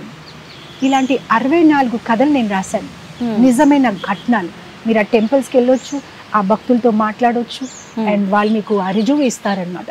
సో త్వరలోనే అది రిలీజ్ అవుతుంది. సో ఎస్, నాస్తికులకి ఇది ఒక ఛాలెంజ్. అవును, రండి, అనుభవించండి. ఊరికే దేవుడు లేదు లేదు అని చూడడం, కూర్చొని చెప్పడం కాదు. Come and experience it. మాల పట్టుకోండి, జపం చెయ్యండి, టెంపుల్ కి రండి. ఊరికే ఎక్కడో కూర్చొని ఛాలెంజ్ చేస్తే ఏమవ్వదు. ఈ ఒక మార్గాన్ని అనుసరించి ఫాలో చేసి ట్రై ఇట్. ఆ తర్వాత పని అవ్వకపోతే అప్పుడు చెప్పండి. టచ్ చేయకుండా, నేను స్వీట్ మూలో అంటే నోరులో వేసుకోకుండానే తీపిగా ఉండదు అంటే ఎలా చెయ్యండి, తీసుకోండి, తర్వాత ఇష్టం అవ్వకపోతే చెప్పండి. సో మాతాజీ, ఇప్పుడు జపమాల అన్నారు, మామూలుగా అది మెడలో ధరించకూడదా జపం చేసే మాలని? అంటే ఎవరిని చూసినా మేము నిన్న ఆశ్రమం వచ్చిన దగ్గర నుంచి, ఇస్కాన్కి వచ్చిన దగ్గర నుంచి ఒక బ్యాగ్, మీలాగే బ్యాగ్ పెట్టి దాంట్లో మాల పెట్టడం అనేది చూసాము. ఎందుకని మాతాజీ అలా? యాక్చువల్గా ఇక్కడ మేము తులసి ధరిస్తున్నాము, కాకపోతే చిన్న పూసులు ఇది. అండ్ ఏదైతే మేము జపం చేస్తున్నామో అది పెద్ద పూసులు. సో ఇక్కడ జపం చేయడానికి ఈజీగా ఉంటుంది. తర్వాత ఈ వేళ మేము వాడమన్నమాట, ఎందుకంటే ఈ వేళ మనం ఒక్కొక్కసారి ఎవరికో చూపిస్తూ ఉంటాము, ఎక్కడికో వేస్తూ ఉంటాము. సో ఈ మాలలో ఉండడం వల్ల జప బ్యాగ్ లో ఉండడం వల్ల ఏంటంటే పవిత్రంగా ఉంటుంది. ప్లస్ ఇక్కడ ఒక ప్లేస్ ఉంటుంది, ఇలా ఆ వేళ బయటికి తీసేసి ఇలా జపం చేస్తూ ఉంటాం అనమాట, హరే కృష్ణ మహామంత్రం అనమాట. సో ఆ తర్వాత ఏంటంటే మనకి ఈ బ్యాగ్ లేదనుకోండి, ఇక్కడక్కడ మాల పెట్టేసుకుంటాం. ఇది పవిత్రమైన మాల, కృష్ణనామాన్ని చేస్తున్నాం. మీ జపం అయిపోతే నేను ఇలా వేలాడొచ్చు అనమాట పూజ గదిలో అనమాట. అండ్ మెడలో ఎందుకు ఉంచుతామంటే, మెడలో ఉంచలేదనుకోండి ఊరికే ఎవరితో మాట్లాడేసి కాలక్షేపం చేసి సమయాన్ని వృధా చేసుకుంటాం. మెడలో ఉందనుకోండి అస్తమాను గుర్తొస్తుంది, సమయం నష్ట చేయకూడదు, వేస్ట్ చేయకూడదు. ఏమీ సేవ లేకపోతే మాల చేసుకోండి, సేవ ఉంటే మాల దాన్ని పెట్టేసుకోండి, సేవ చేసుకోండి, సేవ లేకపోతే మాల చేసుకోండి. సో కంటిన్యూస్గా ఇది ఉండడం వల్ల ఏంటంటే మనకి గుర్తొస్తూ ఉంటుంది, జపం చేయాలి జపం చేయాలి జపం చేయాలి. అండ్ పవిత్రమైన తులసి మాల ఎప్పుడు మన మెడలో ఉంటుంది అనమాట. పోలీస్ ఉన్నారు, యూనిఫామ్ వేసుకుంటే వాళ్ళకి ఒక ఫీలింగ్, డాక్టర్స్ ఉన్నారు కోట్, అలా డివోటీస్ కి ఒక ఫీలింగ్. కృష్ణ ఉన్నారు, మాల ఉంది, అస్తమాను ఎస్ ఐఎమ్ ఏ డివోటీ, నా సమయాన్ని నేను వృధా చేసుకోకూడదు, కొంచెం సమయం దొరికితే కూడా చాంటింగ్ చేసుకోవాలి. మాతాజీ, తులసి మాల ఎవరైనా వేసుకోవచ్చా? కొన్ని సందర్భాల్లో ఇప్పుడు చిన్న చిన్న పిల్లలకి దాని గురించి పెద్దగా ఏం తెలీదు, కానీ ఎవరైనా ఇలా మీలాంటి మాతాజీస్ కనిపించినప్పుడు వాళ్ళ మెడలో చూసినప్పుడు నేను వేసుకుంటాను అని చెప్పి అంటూ ఉంటారు. ఏముందిలే అని చెప్పి దాని గురించి పెద్దగా తెలియక తీసి ఇవ్వటము, వేసుకోవడం ఇలాంటివి చూస్తుంటాం. అలా ఎవరైనా ధరించొచ్చా? ధరించిన తర్వాత ఏమైనా నియమాలు పాటించాలా? ఎలా ఉండాలి ఆ విధానం అంతా కూడా? తులసి మాలకి ధరించిన ఒకే ఒక నియమం ఏంటంటే మాంసాహారం తినకూడదు. కంప్లీట్ గా తినకూడదా? అంటే శరీరం పైన ఉన్నంత వరకు, ఎందుకంటే మన కంఠం మీద ఉంది. సో ఆ మాంసాహారం ఇక్కడ ఇలా మన కంఠం నుంచి వెళ్ళకూడదు తులసి మాల. ఆ తప్ప దానికి ఏం నియమం లేదనమాట. ఓన్లీ మనము సాత్వికమైన జీవితము, మాంసాహారం మానేయాలి, భగవంతుడు నామజపం చేసుకోవచ్చు. ఇది తులసి అంటే మనకి సాక్షి అనమాట. మనం ఏదైతే రోజంతా చేస్తున్నామో అది సాక్షి ఇస్తుంది అనమాట. సో ఇది పవిత్రమైన మాల ఇది పవిత్రంగా ఉంటుంది కానీ భగవంతుడికి చాలా ప్రియంగా ఉంటుంది కనుక మనము మాంసాహారం ఒకటే మానేయాలి. మామూలుగా మనం ఇలా జీవితం బ్రతుకుతున్నా మనం అలానే ఉండొచ్చు, కాకపోతే మాంసాహారం మాత్రం కంప్లీట్ గా మానేయాలి. కానీ సాధారణంగా తులసి ధరించిన వాళ్ళు ఎలా ఉంటారంటే కృష్ణుని ప్రేమించేవారు, కృష్ణ భక్తులు. కృష్ణుని తులసి అంటే చాలా ప్రియం కనుక తులసిని ధరిస్తారు. అండ్ ఒక గుర్తింపు. ఇలా అయితే ప్రభుపాదుల వారు అనేవారు, కుక్కకి బెల్ట్ ఉంటే మున్సిపాలిటీ వాళ్ళు తీసుకెళ్లరు, ఇతనికి ఒక ఎవరు ఉన్నారు, మాస్టర్ ఉన్నారు అని తన్ని స్ట్రీట్ డాగ్ ని తీసుకెళ్ళిపోరు. అలానే మేము కూడా కృష్ణ తాలూకా కుక్కలు, మాకు ఏదైనా అయినా కూడా యమరాజు శరీరం ముట్టుకోద్దు, ఇది కృష్ణ డివోటీ అంటే అప్పుడు మేము చేసిన తప్పులు ఏదైనా కృష్ణుడే శిక్షిస్తారు. ఎలా అయితే సివిల్ కోర్టు ఉంటుంది, క్రిమినల్ కోర్టు ఉంటుంది, క్రిమినల్ కేసెస్ సివిల్ కోర్టుకి వెళ్ళదు. అలానే కృష్ణ భక్తులు కూడా తప్పులు చేయొచ్చు కదా. అందరు నేర్చుకుంటున్నారు, సాధకులు ఏదో కొన్ని తప్పులు ఉంటాయి, కానీ శిక్షణ అనేది యమరాజు ఇవ్వదు, కృష్ణుడే శిక్షిస్తారు. సో ఇదంతా అదనమాట, ఒక గుర్తింపు, మే కృష్ణకి చెందిన వాళ్ళు అని. చేతికి కూడా ధరించొచ్చా మాతాజీ తులసి మాల? కంఠానికి ధరిస్తారు, కాకపోతే శాస్త్ర ప్రకారం కంఠం మీదే ఉండాలి. తులసి అనేది కంఠం మీద ఉంటే మంచిది. కాకపోతే ఈ మధ్యనే చాలా మంది చేతులకి తులసి తాలూకా ఇది కూడా వేసుకుంటారు. అది తులసి మన శరీరానికి ఆనుకొని ఉండాలి, టచ్ చేసి ఉంటే చాలా మంచిది అన్నమాట. సో ఇలా కూడా వేసుకోవచ్చు. ఇప్పుడు ఆడవారు ధరించినప్పుడు ప్రత్యేకించి ఆ 4 రోజుల సమయంలో తీయాల్సి ఉంటుందా మాతాజీ? తీయకూడదు. అది మన పార్ట్ ఆఫ్ అవర్ బాడీ అన్నమాట, ఎప్పుడు తీయకూడదు. ఎందుకంటే మనకు తెలియదు ఏ సమయంలో మనకి ఏదైనా అయిపోవచ్చు. ఇన్ఫ్యాక్ట్ కృష్ణ భక్తులు మేమంటే ఇది ఒకవేళ బ్రేక్ అయింది అనుకోండి, అది అలానే ఉంచేసి కొత్త కంటి తీసుకొని అది వేసిన తర్వాత ఈ పాతదే తీస్తాం. అంటే ఆ ఒక్క క్షణం కోసం కూడా తులసి లేకుండా ఉండాలని లేదు. ఎందుకంటే ఆ క్షణంలో మృత్యు వచ్చేస్తే ఇది మాత్రం ఒక పెద్ద పాస్పోర్ట్ సెంటిమెంట్ వెళ్ళడానికి, ఇంకెక్కడ తీసుకుని వెళ్ళిపోరు వేరే గ్రహానికి. ఇది మేము కృష్ణుడికి చెందిన వాళ్ళు. ఓకే ఓకే మాతాజీ, మీరు ఇందాక చెప్పిన ఒక ఉదాహరణ ఉంది కదా, ఆ పెద్దావిడ లడ్డు గోపాలుడి విషయంలో, నాకు ఒకటి డౌట్ అడగాలనిపిస్తోంది. ఇది క్రాస్ క్వశ్చన్ అనుకోకపోతే, ఇప్పుడు మనం అంటే రక్త మాంసాలతో కూడి ఉన్న శరీరం, భగవంతుడి దివ్య దేహం అంటారు కదా, మరి భగవంతుడికి కూడా హృదయము ఇలా ఉంటుందంటారా? భగవంతుడు ఒక శరీరం సచ్చిదానంద విగ్రహ. ఆయనకి మనలాగా బ్లడ్, పస్సు, స్టూలు, యూరిన్ అలాంటివి ఏమీ ఉండదు. కానీ ఒక్కొక్కసారి భగవంతుడికి మానవ రూపంలో రావడము, లేదంటే ఒక్కొక్కసారి ఆ ఒక ఫీలింగ్స్ మనకు ఆప్యాయత కోసం మనకి దగ్గర రావడానికి ఆయన అలాంటి మేనిఫెస్టేషన్ చేస్తూ ఉంటారు. ఫర్ ఎగ్జాంపుల్, ఒక్కొక్కసారి పిల్లలు నాన్నకి ముద్దు పెడతారంటే ఎలా పెట్టగలుగుతారు? పిల్లలు చిన్నవాళ్ళు, నాన్న ఎత్తుగా ఉన్నారు, అప్పుడు నాన్న ఏం చేస్తారంటే వంగితే ఇప్పుడు ముద్దు పెట్టగలుగుతారు. అలానే కృష్ణుడు కూడా ఆయన పరతత్వం, ఆయన్ని మనం ఏం చెందలేము. కానీ ఒక్కొక్కసారి మన దగ్గర సేవని తీసుకోవడానికి ఆయన వంగుతారు. ఆ ఒక రూపంలో వచ్చి గుండ, హ్యాండ్, లెగ్స్ అన్ని ఆ ఒక ఇమోషన్స్ స్వీకరిస్తారు. అప్పుడు కదా మనం చూస్తాము, ఆ శిశుపాల్ని చంపినప్పటికీ ఆ రక్తం వచ్చేస్తే ద్రౌపది వెళ్ళి సారీతో కట్టడు. అసలు భగవంతుడికి ఏమొస్తుంది, బ్లడ్ రావడం, అలాంటివి అన్ని చూపిస్తారు. సో దాట్ మనం ఆయనతోనే ఒక లవ్ రెసిప్రొకేషన్ చేసుకోవచ్చు.